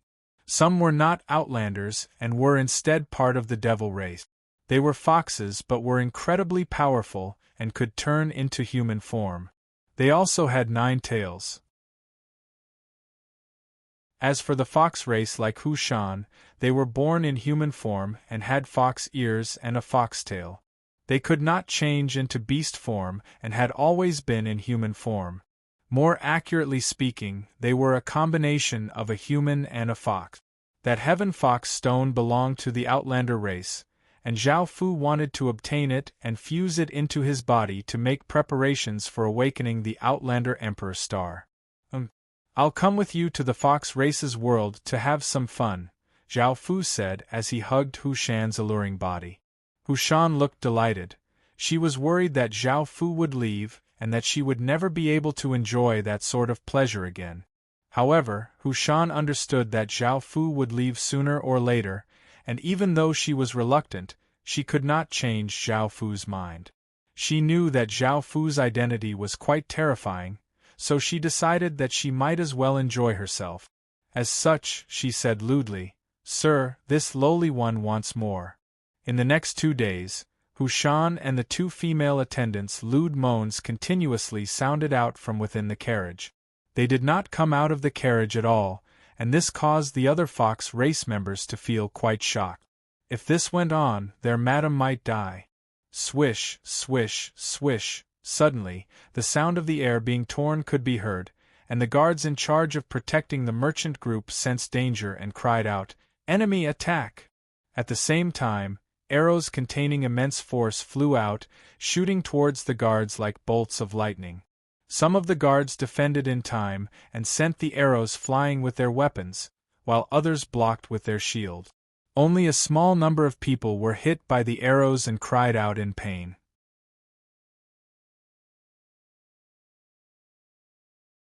Chapter 1558. These jackal people had the heads of jackals and the bodies of humans. They lived in the desert and were even more ferocious than ordinary jackals, and they often killed people and robbed people. Their appearance also interrupted the few people in the carriage, who were in the midst of making out. Before the guards came to the carriage to report, Zhao Fu sensed this group of jackal people and understood that the merchant group would not be a match for them. After all, the other side had many people and was not weak at all. The merchant group also had many things to protect, so they had to take many things into consideration. "Sir, is there danger outside?" Hu Shan's face was red as she lay in Zhao Fu's embrace and panted as she asked. Zhao Fu lightly nodded, put on his clothes, and went outside. At that moment, both sides were about to start fighting, and the merchant group had already formed a defensive formation. The jackal people raised their weapons and ferociously charged at them. The merchant group's people looked quite serious. Facing 3,000 jackal people, they understood that it would be quite dangerous, and many of them might die. Shing! A sword hum suddenly sounded out as a sharp sword light flashed out. All of the incoming jackal people were split in half and fell to the ground, dyeing the ground red with blood. The scene was quite bloody. This caused the countless guards to feel quite shocked, and they all looked behind them. It was the man who had been ravaging their madam. He stood in the air and casually slashed out with his sword. So powerful! They had thought that he was just a pretty boy and had never thought that he would be so powerful. They could not help but feel shocked, and they could sense that Zhao Fu's cultivation was at least at the heaven realm. Hu Shan put on a leather coat and walked out of the carriage. The guards had not seen their madam for a few days, and they felt that she had completely changed. She was even more beautiful, and her aura was even more enchanting, causing them to feel flames of desire. Looking at the corpses around her, Hu Shan gave a trace of a smile. Her eyes had never been wrong, or else she would not have given her body to Zhao Fu so easily. She said flirtatiously, "Sir, now that we've killed these despicable jackal people, let's continue enjoying ourselves. I haven't had a good time just now." Zhao Fu smiled as he said, "It's not over yet." At that moment, Zhao Fu sensed another group of gnolls charging over, and there were over 10,000 of them. Soon, a cloud of dust was kicked up in the distance, and the 10,000 jackal people appeared before everyone. The merchant group's hearts tightened. Facing so many jackal people, their only outcome was death. However, with an expert like Zhao Fu present, they didn't panic too much. The leader was a ferocious-looking woman with a fiery figure and wheat-colored skin. She had short gray hair, 2 fangs, and a pair of wolf ears. She gave off the aura of a jackal, and it seemed that she had the jackal bloodline. These gnolls killed merchants and passers-by, and they would also take women back to rape and use them as their reproductive tools. Falling into the hands of these gnolls was a fate worse than death. Sensing Zhao Fu's aura, the woman's expression fell, and she raised her hand, signaling for the gnolls to stop attacking as she said, "We won't attack you, we just want the gnolls' corpses. They're useless to you." Zhao Fu felt quite surprised, but he understood that if it wasn't for the fact that he was powerful, they would have long since attacked. He was quite curious about the gnolls' corpses, so he asked, "What do you want those corpses for?"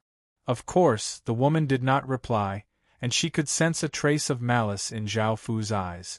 Facing such an expert, the ones in danger were the people on their side. However, it was not good to reveal that they were collecting corpses, so they could only blame themselves for being too careless. They had thought that there were only 1,000 people in the merchant group, so they did not have to worry about them at all. After killing the gnolls, they would also destroy the merchant group. However, they had never thought that the merchant group would have such a terrifying expert. The group of gnolls from before had not been able to resist at all before being instantly killed. Zhao Fu's gaze became cold. There was no need for him to hold back against these ferocious gnolls, and he said coldly, "If you don't tell me, I'll kill all of you." This made the woman feel quite startled, and she hesitated before saying, "This is an order from the leader of the nearby gnolls. This is an order from the leader of the nearby werewolf people. He wants to collect 990,000 werewolf corpses and offer them to the ancestors. That way, he will obtain the purest, most noble, and most powerful werewolf bloodline." Now, Zhao Fu was quite interested in all kinds of powerful outlanders' bloodlines. He thought about it and decided to go take a look, and he said, "I can spare you, but you have to take me to your leader. As for everyone else, you can stay here." The woman felt quite troubled, but facing Zhao Fu's power, she could only helplessly agree. Zhao Fu took out a few command medallions and waved them out, causing a few thousand soldiers dressed in black armor to appear. They gave off terrifying auras, causing countless people to feel quite startled. Those were Stage 6 soldiers, and only the Heaven Domain had such a military force. This was the command medallion that Zhao Fu had obtained in the Demon Domain historical remnant. Zhao Fu had always had it on him, but he had never used it before. This was the first time he had used it. Now, countless people felt quite curious about Zhao Fu's identity, and they guessed that Zhao Fu came from a powerful faction in the Heaven Domain. Hu Shan completely believed that Zhao Fu could give her a life that was thousands of times better than her current one, and she gave a bewitching smile. With so many Stage 6 soldiers appearing, the ferocious gnolls became well-behaved and did not dare to resist at all. Their faces were filled with fear, and they no longer had the auras from before. Zhao Fu handed the few thousand Stage 6 darkness soldiers to Hu Shan, and she said in a soft voice, "Husband, be careful. Then be careful, I'll be waiting for you here." Zhao Fu smiled and nodded. He did not mind Hu Shan's change in how she addressed him, and he brought the woman and flew towards the largest Gnoll tribe. Zhao Fu found out that the Gnoll woman's name was Chai-Mi. A few hours later, Zhao Fu brought Chai-Mi to the tribe. There were roughly 1 million Gnoll people in this tribe and 100,000 soldiers. There were not many houses, and they all had tents set up so that they could move at any time. Chai-Mi pointed at the tribe and said, "This is the tribe. Look at that corpse pool. It's used for the ancestors' sacrifice." Zhao Fu looked at the massive corpse pool below and saw that it was filled with countless corpses. There were roughly 1 million Gnoll people's corpses, and Zhao Fu wanted to rush in and kill all of them before performing the ancestors' sacrifice. However, after asking, he found that only the Gnoll people's leader could use it. Moreover, that Gnoll person had obtained an ancestor stone, which was the most important thing. Only with it could he perform the ancestors' sacrifice, or else it would be impossible.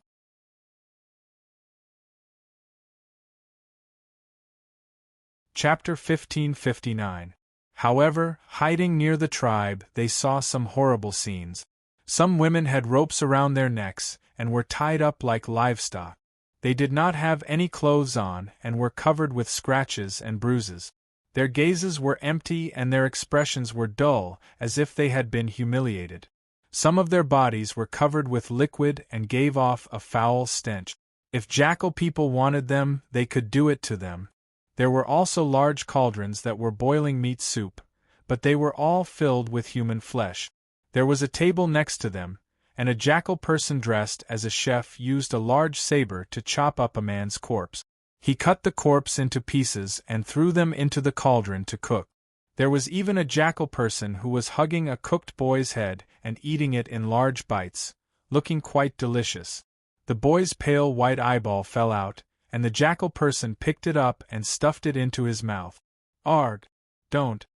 At that moment, a powerful-looking jackal person violently pressed down on a woman with a big belly. That ugly thing was about to ravage that woman, and the woman cried out, her face covered with tears, looking quite pitiful. As a jackal person, Chai-Mi had seen this kind of thing many times, so her expression did not change much. In the Outlander race, the strong ruled and the weak were prey to the strong. This was the outcome of being weak.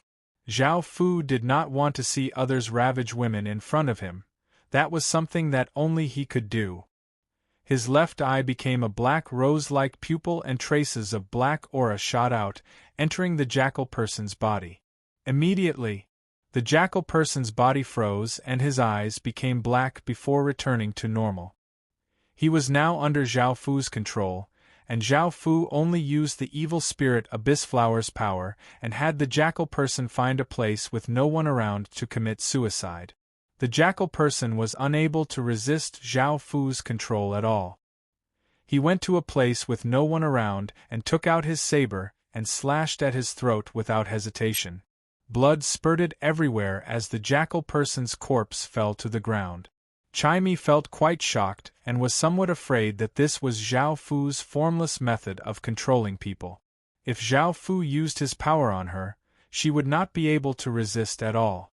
If Zhao Fu wanted her to die, she would die. Zhao Fu did not look at the women who had been ravaged and looked at Chai-Mi's fiery body as he said, "Come and serve me." Chai-Mi did not hesitate. As an outlander, she understood the principle of the strong ruling. To be able to serve such a powerful and prestigious person would be her glory. As such, Chai-Mi squatted on the ground and started to serve Zhao Fu. Following this, Zhao Fu went on top of her and released a barrier to prevent their voices. A few hours later, Chai-Mi had turned into a puddle of mud and powerlessly lay on Zhao Fu's body. She felt as if her soul and body had been forcefully conquered, and she started to feel attached to Zhao Fu. Her body should be toyed with by an expert. At that moment, another group of people brought back 10 or so carts of jackal people's corpses. There were old and young people, and they all wore the same clothes. They had most likely obtained these corpses from a small jackal village. With these corpses, the jackal person chief would most likely be able to start the ancestral sacrifice. Just as Zhao Fu had expected, after obtaining these jackal people's corpses, the entire tribe went into lockdown and prepared the ancestral sacrifice to prevent anything unexpected from happening. Zhao Fu hugged Chai-Mi and waited by the side. He sent power into her body to help her quickly recover.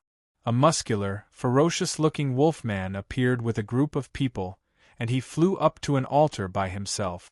This altar was at the center of a massive corpse pool and was 10 or so meters tall. There were all sorts of jackal people's corpses around it, and they all looked savage and terrified. In order to achieve their goal, the jackal person chief had not even let off his own people. Following this, he took out a pale white bone, which was most likely the ancestor stone. He continuously chanted a profound incantation and sent his power into the pale white bone. The pale white bone gave off intense light and flew into the sky, giving off a massive might. The jackal wolf chief knelt on the ground and looked incredibly respectful as he yelled, "Ancestor, please grant me your blood." Boom! The pale white bone exploded out with a powerful aura and a formless energy spread out, covering the countless corpses in the corpse pool. The corpses started to melt and turn into blood-red water. The blood-red water turned into pillars of water and entered the pale white bone. After absorbing the blood-red water, the pale white bone gave off even more power and turned into a ray of light as it shot into the sky. Boom! A massive explosion sounded out as a 1,000-meter-tall image descended from the sky, giving off a terrifying aura. It spread out like a ferocious flood, causing the surrounding air to become icy cold and causing countless people to feel terror. This image was a jackal person, and it had the head of a jackal. It had a pair of blood-red eyes and a humanoid body. It had violet metallic fur and gave off a ferocious aura. The phantom in front of everyone was the so-called jackal ancestor. The jackal ancestor looked down at the jackal person chief and confirmed his identity and power. Its illusory body continuously condensed until it turned into a violet orb of blood and slowly fell. The jackal chief looked incredibly delighted. As long as he could obtain this ancestral blood, his power and bloodline would greatly increase, and he would become a peerless expert. Moreover, with this ancestral blood, he would be able to rule over countless jackal people. However, a figure suddenly appeared in the sky, directly grabbing the violet orb of blood. This caused the jackal chief to feel incredibly shocked, but this quickly turned into rage. Someone dared to steal the ancestor's blood that he had spent so much effort and had paid such a heavy price to obtain. Arg! The jackal person chief roared in fury, and his eyes were filled with killing intent as he glared at Zhao Fu. He exploded out with a terrifying aura and stamped off the ground, causing the ground to crack as he turned into a black blur and shot into the sky. Seeing the jackal person chief come out, Zhao Fu looked slightly disdainful. He took out the sadistic killing sword and vigorously slashed out, sending out a massive blood-red sword light that mercilessly inundated the jackal person chief's body. After the blood-red sword light passed, a pile of dismembered corpses fell from the sky. The most powerful person in the tribe had died just like that.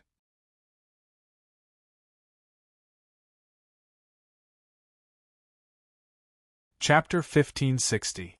Looking at the fleeing jackal people, Zhao Fu gave a cold smile and raised his sword, sending out a few more massive sword lights. The massive sword lights gave off ferocious power as they slashed towards the group of people. The massive blood-red sword lights easily tore apart countless people's bodies, and as the sword lights flew past, they left behind dismembered corpses, creating a bloody scene. Seeing so many people die, the countless people were given a fright and ran in all directions, not daring to stay for even a moment longer. Zhao Fu naturally did not act. He was not interested in wasting time chasing after these escaping jackal people. Seeing that all of the jackal people had escaped, Zhao Fu took out the violet orb of blood and sensed its power as he gave a trace of a smile. He casually waved his hand and cut off the ropes binding the women, and Zhao Fu brought Chai Mi and flew towards the merchant group. As for the women, Zhao Fu had already cut off their rope. The jackal camp had everything they needed, and they could take anything they wanted to escape with. Zhao Fu did not care about what happened to them at all. After returning to the merchant group, everyone sensed Zhao Fu's blood-red aura and understood that the jackal tribe was most likely finished. Zhao Fu put away the Darkness Command Medallion and let the jackal people go. He also had Chai Mi stay behind to serve him, and Chai Mi did not have any objections. Serving an expert like Zhao Fu was much better than staying in this barren desert. Everyone packed up and continued on their way. Zhao Fu returned to the carriage and started to fuse with the jackal people's ancestors' blood. Zhao Fu opened his mouth and sucking the jackal people's ancestors' blood into his stomach. As the violet blood entered Zhao Fu's stomach, it gave off an intense violet light and started to condense the jackal people's ancestors' appearance. The ancestors' blood could sense that someone was trying to refine it, and it was about to unleash its power to resist. Sensing these ripples, Zhao Fu coldly harumphed and his powerful divine bloodline's power slammed against the violet orb of blood. The violet orb of blood howled in terror and turned into a violet blood mist. The jackal people's blood was powerful, but how could it be more powerful than Zhao Fu's divine blood? As expected, the jackal people were completely suppressed by the divine blood, unable to resist at all. Zhao Fu started to absorb the violet blood mist and fuse it into his body, causing his body to give off a faint violet light. A fist-sized jackal totem slowly appeared on Zhao Fu's back. In the end, Zhao Fu successfully refined the Knoll ancestors' blood. His power and Zhao Fu's appearance did not change much, but his aura now had a Knoll's aura. "Husband, have you finished refining it?" Hushan flirtatiously smiled as she looked at Zhao Fu with a lustful look in her eyes. The two female attendants next to her looked quite shy, and Chai Mi looked at Zhao Fu with a look of desire. She greatly enjoyed being conquered by Zhao Fu. Zhao Fu smiled and lightly nodded as he pulled the women into his embrace. Following this, intense sounds once again sounded out, as well as the women's lewd cries. The guards once again backed away, not daring to look at the person in the carriage with impudent gazes. They were filled with reverence towards the person in the carriage. A day later, the merchant group walked out of the desert and came to a massive forest before stopping. Just as the people within the carriage stopped and were enjoying themselves, a guard's voice sounded out from outside. "Madam, we've arrived at the Minotaur Forest." "I got it," Start unloading the goods. I'll come out in a bit. Hu Shan's flirtatious voice sounded out from within the carriage. Hu Shan, who was lying in Zhao Fu's embrace, said flirtatiously, "Husband, the merchant group has some goods that the Minotaurs have bought. The merchant group has some goods bought by the Minotaurs. I'll be leaving for a while to deal with the goods. Husband, do you want to come and take a look? Also, most of the people living in this forest are Minotaurs. They're all tall and strong, but they're quite simple and honest. They're the friendliest faction here, and ordinary merchant groups don't have to worry about their safety here." Zhao Fu smiled and nodded. He was quite interested in the customs of the Outlander race, so he nodded. Everyone put on their clothes and got off the carriage. By now, a group of Minotaurs had walked out, and what surprised Zhao Fu was that some of these Minotaurs had cow heads and human bodies. Some of these Minotaurs had bull-like heads and humanoid bodies, and their bodies were covered with powerful muscles. Some had a pair of bull horns, but their heads were also humanoid. However, their calves were like cow hooves. All of them were 2 meters tall. A middle-aged Minotaur walked over and smiled as he said, "Madam, you've become even more beautiful. I haven't seen you in a few days, and you've become even more beautiful." Hu Shan leaned into Zhao Fu's embrace and smiled as she said, "It's all thanks to my husband. Also, please take stock of the goods. We'll be staying here for a while." The Minotaur felt quite surprised as he looked at Zhao Fu, who was hugging Hu Shan. He had never thought that a human like him would be able to tame such a seductive and mature fox race woman into submission. This was quite rare, as most humans were not very good at that. The Minotaurs and Hu Shan had always traded goods with each other, and they had known each other for a long time. Seeing such a seductive and moving Hu Shan, the Minotaurs could not help but feel moved. Seeing her frown or smile, they felt their bodies heat up.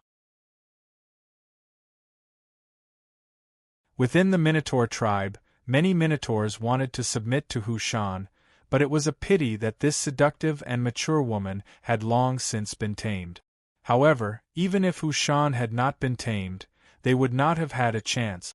After all, Hu Shan was the owner of a merchant group, and how could she let the Minotaurs touch her? The middle-aged Minotaur took some other Minotaurs to take stock of the goods before leading the merchant group into the forest. Everyone came to a huge and rough city. The city walls were built directly with huge stones and huge wood. There were no decorations at all. The houses in the city were the same. Most of the Taurans still lived in tents. There were many Minotaurs walking about on the streets, and when they saw Hu Shan's merchant group, they did not feel too surprised. After all, many merchant groups came to do business with them.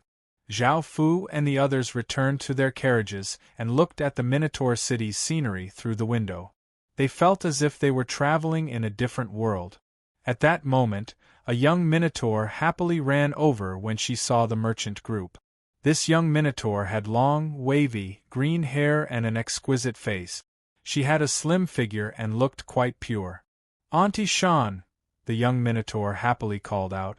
Seeing this young woman, Hu Shan smiled and introduced her to Zhao Fu, saying, "That's the Minotaur City's city lord's daughter. Husband, are you interested in taking care of her? I can help. Husband, don't forget about the old and the new."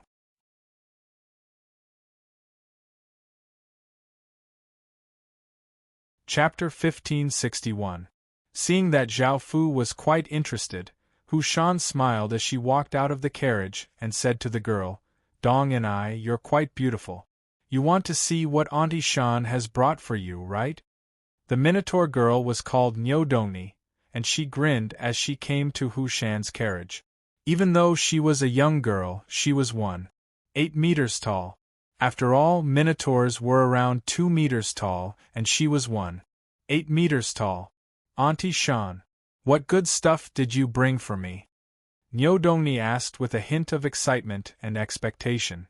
"Come in and have a look, there's a very rare thing inside," Hu Shan said temptingly.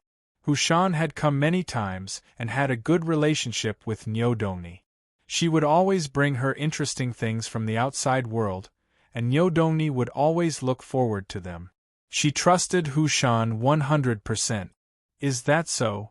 Niu Dongni looked excited and expectant as she smiled and got on the carriage. She was 1.8 meters tall, and she was quite heavy, causing the carriage to sink slightly. After entering the carriage, Niu Dongni's face became red because she saw an incredibly handsome young man smiling at her. There were also 3 red-faced women panting beside him, and they were not wearing any clothes. Zhao Fu stretched out his hand and pulled the young girl into his embrace. He then spread out a barrier to cut off all sound and started to enjoy the Minotaur girl. Niu Dongni shyly resisted, but she quickly immersed herself in it, and Hu Shan also joined in. Afterwards, Hu Shan lightly laughed as she said, "Dongni, are you very happy now? Auntie Shan didn't lie to you, right?" Niu Dongni's face became bright red as she leaned into Zhao Fu's embrace and said coquettishly, "Auntie Shan, you're so bad. You tricked me in like this and made fun of me." Zhao Fu lightly smiled as he hugged Niu Dongni's body, and Niu Dongni looked quite pleased. She then thought of something and asked worriedly, "Husband, what's wrong?" She thought of something and asked worriedly, "Husband, will you abandon me after obtaining my body? Now I think you can marry me? I promise to be a good wife and serve you well." Hearing this, Zhao Fu smiled and said softly, "Don't worry, I'll take responsibility for every woman I've touched." Niu Dongni kissed Zhao Fu happily. "Then I'll tell my father later, and then I can leave with you," Zhao Fu responded softly. Following this, everyone cuddled for a while before Niu Dongni left, and the merchant group found a place to rest. Hu Shan had some matters to take care of, while Chai Mi and the other women did not have any energy left, so they rested in the carriage. Zhao Fu felt quite interested as he walked and looked around the Minotaur city. He felt that the people here were simple and honest, and there were almost no thieves or other crimes. In the beginning, when Qin only needed a few hundred people, it was the same. But as the number of people increased, the number of evil people also increased. Qin was not a perfect country. There were many crimes, but it had always been managed by the law. Before he knew it, he had arrived at a relatively secluded forest. "Sister-in-law, stop struggling. Big brother has been injured for many years and can't satisfy you. Moreover, you haven't given birth to a boy yet, so according to our Minotaur traditions, I have the duty to enjoy your body." A powerful-looking Minotaur had pressed down a beautiful woman with a graceful figure and a pair of horns on her head, and she gave off a dignified and virtuous aura. The Minotaur tore off her clothes, revealing her massive body to the air. The beautiful woman continuously struggled as she said, "Only after your big brother died can you do this to me. Your big brother isn't dead yet, so hurry up and let me go. Otherwise, you'll definitely die for offending our clan." The powerful-looking Minotaur's eyes became bloodshot as he roared, "Even if I die, I'll have you. I know you want a man, don't you feel it now? I'll satisfy you right now." The beautiful woman struggled and cried, telling the Minotaur not to do this. However, the Minotaur had already ripped off her pants, revealing his hideous body. He ignored the beautiful woman's cries and started to ravage her. Bang! A massive force sent the Minotaur flying, and he crashed into a large tree. The tree snapped in half, and the powerful-looking Minotaur coughed up a large mouthful of blood before fainting. Zhao Fu walked out from the side. He had just been praising the Minotaur for being simple and honest, and he had never thought that he would encounter such a thing. Evil was the root of all creatures, and it could not be eradicated. It seemed that he needed laws to restrict it. Seeing Zhao Fu walk out, the beautiful woman hurriedly picked up his torn clothes and covered his important parts. However, those simple clothes were unable to cover her alluring figure, and large amounts of her snow-white skin were revealed. Seeing that the Minotaur was not dead yet, Zhao Fu prepared to attack again. The beautiful woman hurriedly cried out, "Sir, don't kill him. He was just muddle-headed just then, and he's my husband's little brother." Zhao Fu stopped, and his gaze fell on the beautiful woman's body, and he started to examine her. Facing Zhao Fu's gaze, the beautiful woman's face became slightly red. A blush appeared on her face as she lowered her head and gratefully said, "Thank you, young master, for your help just now to protect my innocence." Zhao Fu lightly smiled as he came to her side and said, "No need to thank me. Use your body to repay me." This caused the beautiful woman to feel quite startled. She had thought that Zhao Fu was a righteous gentleman, but he was actually a lecher. Now, she had just escaped the tiger's den, only to fall into the wolf's den. The beautiful woman did not hesitate and turned to run, but it was a pity that Zhao Fu pressed her to the ground and started to ravage her. Apart from resisting at first, the beautiful woman became even more licentious than Hu Shan. It was as if she had not touched a man in a long time, and she madly and thirstily ravaged Zhao Fu until she fainted. Looking at the unconscious woman on the ground, Zhao Fu stood up and started to put on his clothes. Even though he did not know who this woman was, he decided to take her back to the merchant group. She tasted quite good. Zhao Fu did not know who she was.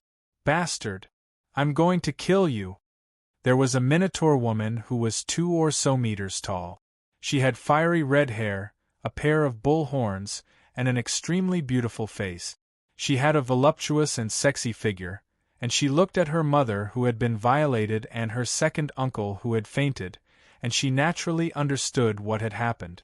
This bastard had most likely tried to ravage her mother, and her second uncle had been knocked unconscious. In the end, her mother had been ravaged by this bastard.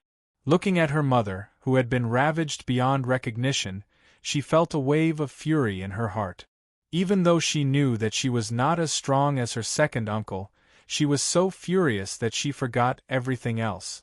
In her heart, she only wanted to kill this person in front of her and dismember him to take revenge for her pitiful mother. Boom!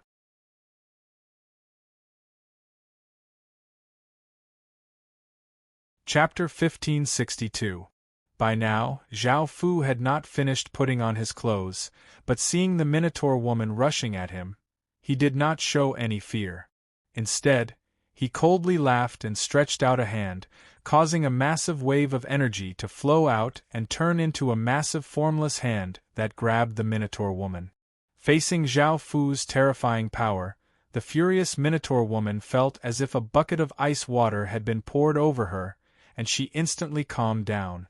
She understood that even if there were 10 of her, she would not be a match for Zhao Fu. The Minotaur woman could not help but feel a trace of fear, and she vigorously struggled. It was a pity that she could not break free at all. Bang! Zhao Fu waved his hand and threw the Minotaur woman out. She crashed into a large tree, causing the tree's leaves to fall like rain. A few cracks appeared on the tree trunk, and the Minotaur woman fell to the ground as a trace of blood leaked out of her mouth. The Minotaur woman immediately got up and wanted to escape.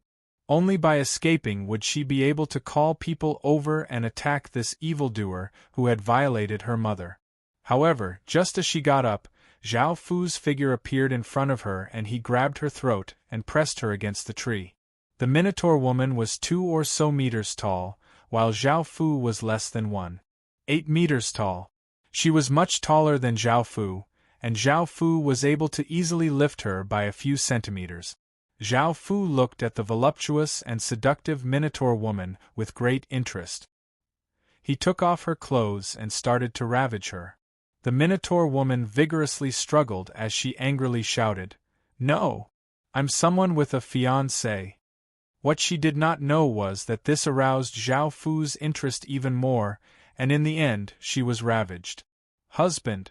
I want more." Half an hour later, the Minotaur woman lewdly cried out. She had completely lost her mind and became incredibly berserk, but she was slightly weaker than her mother. At that moment, the beautiful middle-aged woman heard her daughter's pleas and opened her eyes with great difficulty. She saw that it was the first time that her daughter had been ravaged like this, and she was begging Zhao Fu to ravage her. The Minotaur woman also understood what had happened. It was a bit different from what she had expected, but she didn't blame Zhao Fu wrongly. Afterwards, the Minotaur woman lay in Zhao Fu's arms and angrily hit Zhao Fu. "You bastard, I already told you that I have a fiancé, and you still do this. How am I going to get married in the future? I hate you." The Minotaur woman did not use much strength when she hammered. Her face was flushed, and she looked like a tamed cow. Zhao Fu hugged her delicate body and said with a domineering smile, "You're already mine, why are you still marrying?" After obtaining Zhao Fu's approval, the Minotaur woman lightly harumphed and smiled as she obediently lay in Zhao Fu's embrace. Minotaurs were quite simple and traditional, and now that their bodies had been taken by Zhao Fu, they did not feel any disgust and instead liked him. As such, the Minotaur woman was like Nyodongni and was afraid that Zhao Fu would abandon them after playing with their bodies. Zhao Fu hugged the beautiful middle-aged woman in his embrace and said domineeringly, "You're mine now, so you have to leave this place soon." The beautiful middle-aged woman looked quite troubled, but facing Zhao Fu's terrifying gaze, she could only lightly agree.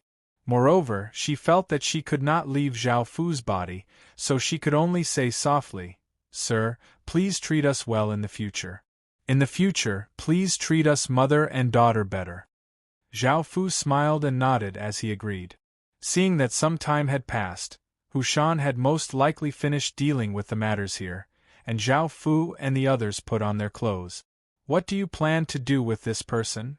Zhao Fu pointed at the well-built Minotaur on the ground as he asked the two women.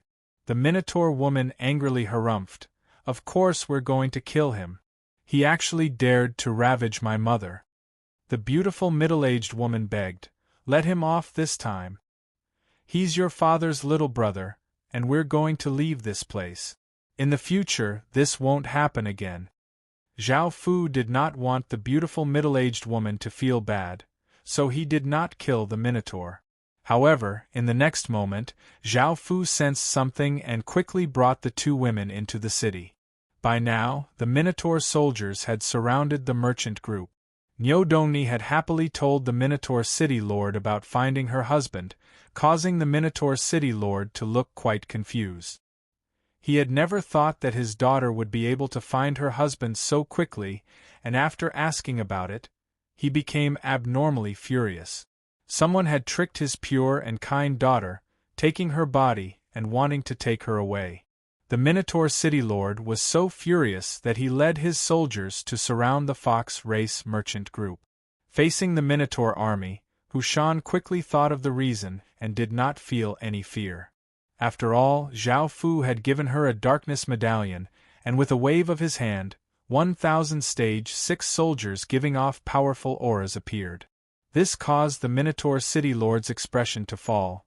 He had never thought that Hushan would have such a fortuitous encounter and be able to summon 1,000 stage 6 soldiers. With these 1,000 stage 6 soldiers, they would not have to fear an army of 100,000. Just like that, the two sides fell into a stalemate.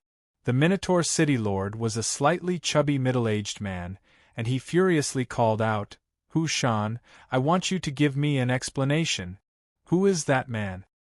He has to give me an explanation, or I won't let you off even if I die."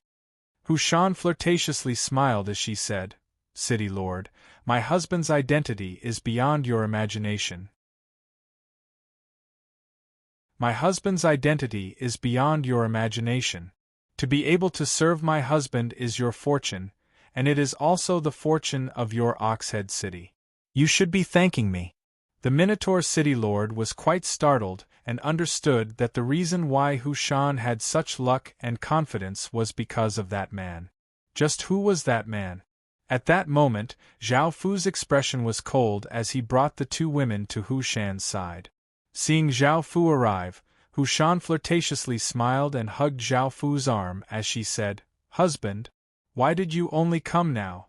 You made me a bit worried." Zhao Fu hugged her and smiled as he replied, "I had some matters to attend to. Madam, do air." Seeing the two women beside Zhao Fu, the Minotaur city lord and a valiant-looking Minotaur looked quite confused and simultaneously cried out, It's Zhao Fu. They did not understand why these two women had appeared with Zhao Fu, and their faces were red and they gave off mature auras as if they had done it with someone. They had a bad feeling. Hu Shan noticed the two women and smiled as she said, "Husband, you're quite amazing. You've managed to get the Minotaur City's Madam and Big Miss." The beautiful woman was the Minotaur City Lord's wife, and was called Niu Luyun. The Minotaur woman was also the Minotaur City's Big Miss, and was called Niu Daodu. Zhao Fu was quite surprised by the two women's identities.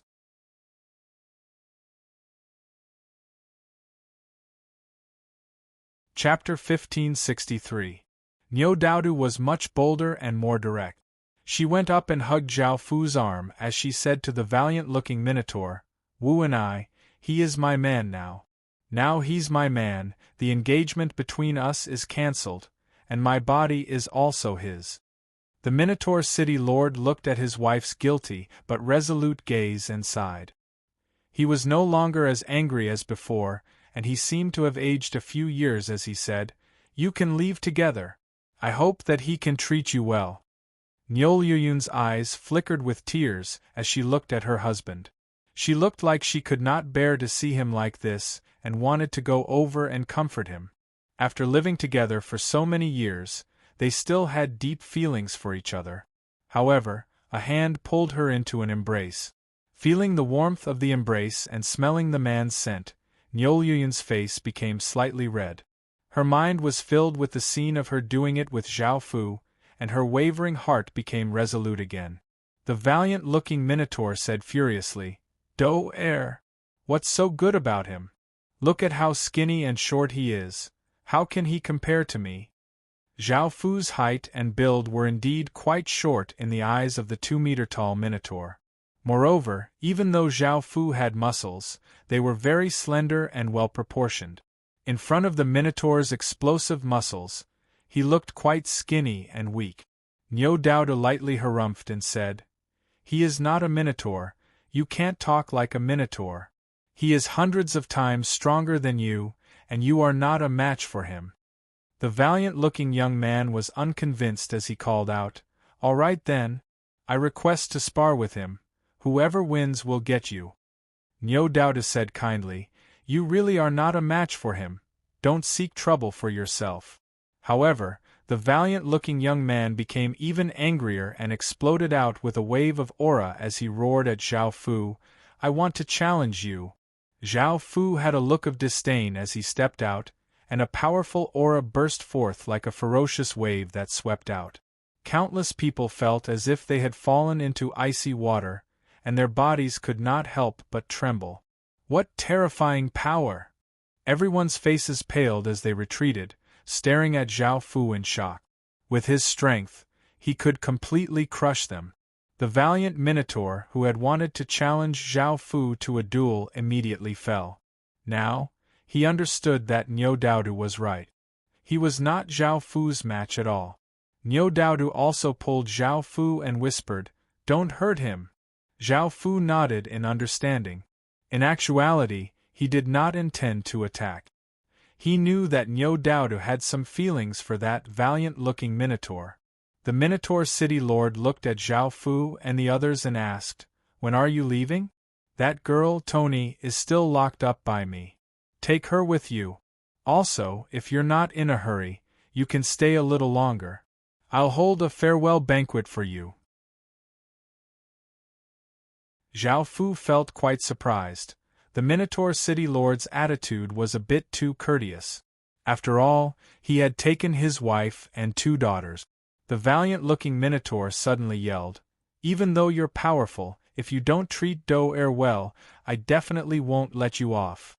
Zhao Fu could not help but lightly laugh and did not refuse the Minotaur City Lord's farewell banquet. Within the banquet, everyone forgot about what had just happened and fell into a state of jubilation. Niu Dongni was also released, and she happily hugged Zhao Fu. The Minotaur City Lord and the valiant-looking Minotaur continuously toasted Zhao Fu and asked Zhao Fu to take care of the women. They sighed that they were inferior to Zhao Fu and could not give them what they wanted. Seeing that their attitudes were quite good, Zhao Fu gave them some good things, such as recovery items, powerful arts, and rare equipment. This made the two Minotaur city lords feel incredibly grateful towards Zhao Fu, and they treated Zhao Fu like real brothers. Zhao Fu had a slight understanding of the Minotaur city's personalities. They were indeed different from ordinary people, and ordinary people would most likely fight him to the death. In the end, Zhao Fu found out that the Minotaur city had an ancestral altar, which could give ancestral power. This was why the Minotaur city was so powerful. Zhao Fu was quite interested, so he asked the city lord to take him there. Following this, they came to a large stage. At the center was a 100-meter-tall piece of wood with countless minotaurs carved on it. They looked incredibly lifelike, and they seemed to be fighting, roaring, and conversing. They gave off an ancient and powerful aura. Zhao Fu asked the Minotaur city lord if outsiders could obtain the Minotaur ancestral power, and the Minotaur city lord's reply delighted Zhao Fu. "Yes, brother, I'll help you collect the blood of countless Minotaurs to activate the totem pillar's power and give you the most powerful ancestral power." Zhao Fu thanked the Minotaur city lord and gave him many good things, causing the Minotaur city lord to happily help Zhao Fu. A while later, the Minotaur city lord collected the blood and brought a Minotaur sorcerer to give Zhao Fu the Minotaur city lord's power. Massive buckets of blood were placed around the stage, and the elderly Minotaur, who was wearing all sorts of accessories and holding a wooden staff, came before the massive wooden pillar and chanted an incantation. The wooden pillar gave off a faint light, and a formless energy spread out. The blood in the buckets seemed to be attracted by some sort of energy, and they turned into pillars of blood that flowed into the massive wooden pillar. Boom! An explosion sounded out as the massive wooden pillar exploded out with a terrifying aura and gave off boundless green light that lit up the surroundings. The Minotaurs on the wooden pillar seemed to come to life, and they left the wooden pillar and turned into images that appeared in the sky. Countless traces of heaven and earth power quickly gathered and entered the Minotaur images. After absorbing the heaven and earth power, the Minotaur images all gave off powerful auras. The elderly priest called out, "This person is the Minotaur race's most esteemed guest. Grand Ancestor, please bestow your power upon him." Just as he spoke, the Minotaur images flooded into Zhao Fu's body, causing Zhao Fu to explode out with a powerful aura, and his body gave off an intense green light. Zhao Fu focused on absorbing the Minotaur ancestral power and quickly refined it, fusing it with his own power. At that moment, Zhao Fu felt a pain on his back as a Minotaur totem slowly appeared on Zhao Fu's back. The abnormal signs around him disappeared, and Zhao Fu's aura now had a trace of the Minotaur's aura. After successfully obtaining the ancestral power, Zhao Fu grinned. Following this, Zhao Fu thanked the Minotaur city lord and stayed with the merchant group for a night before leaving the next day. You're tuning in to the Phoenix Knights YouTube channel. Don't forget to subscribe and join us on this journey to catch the most captivating stories.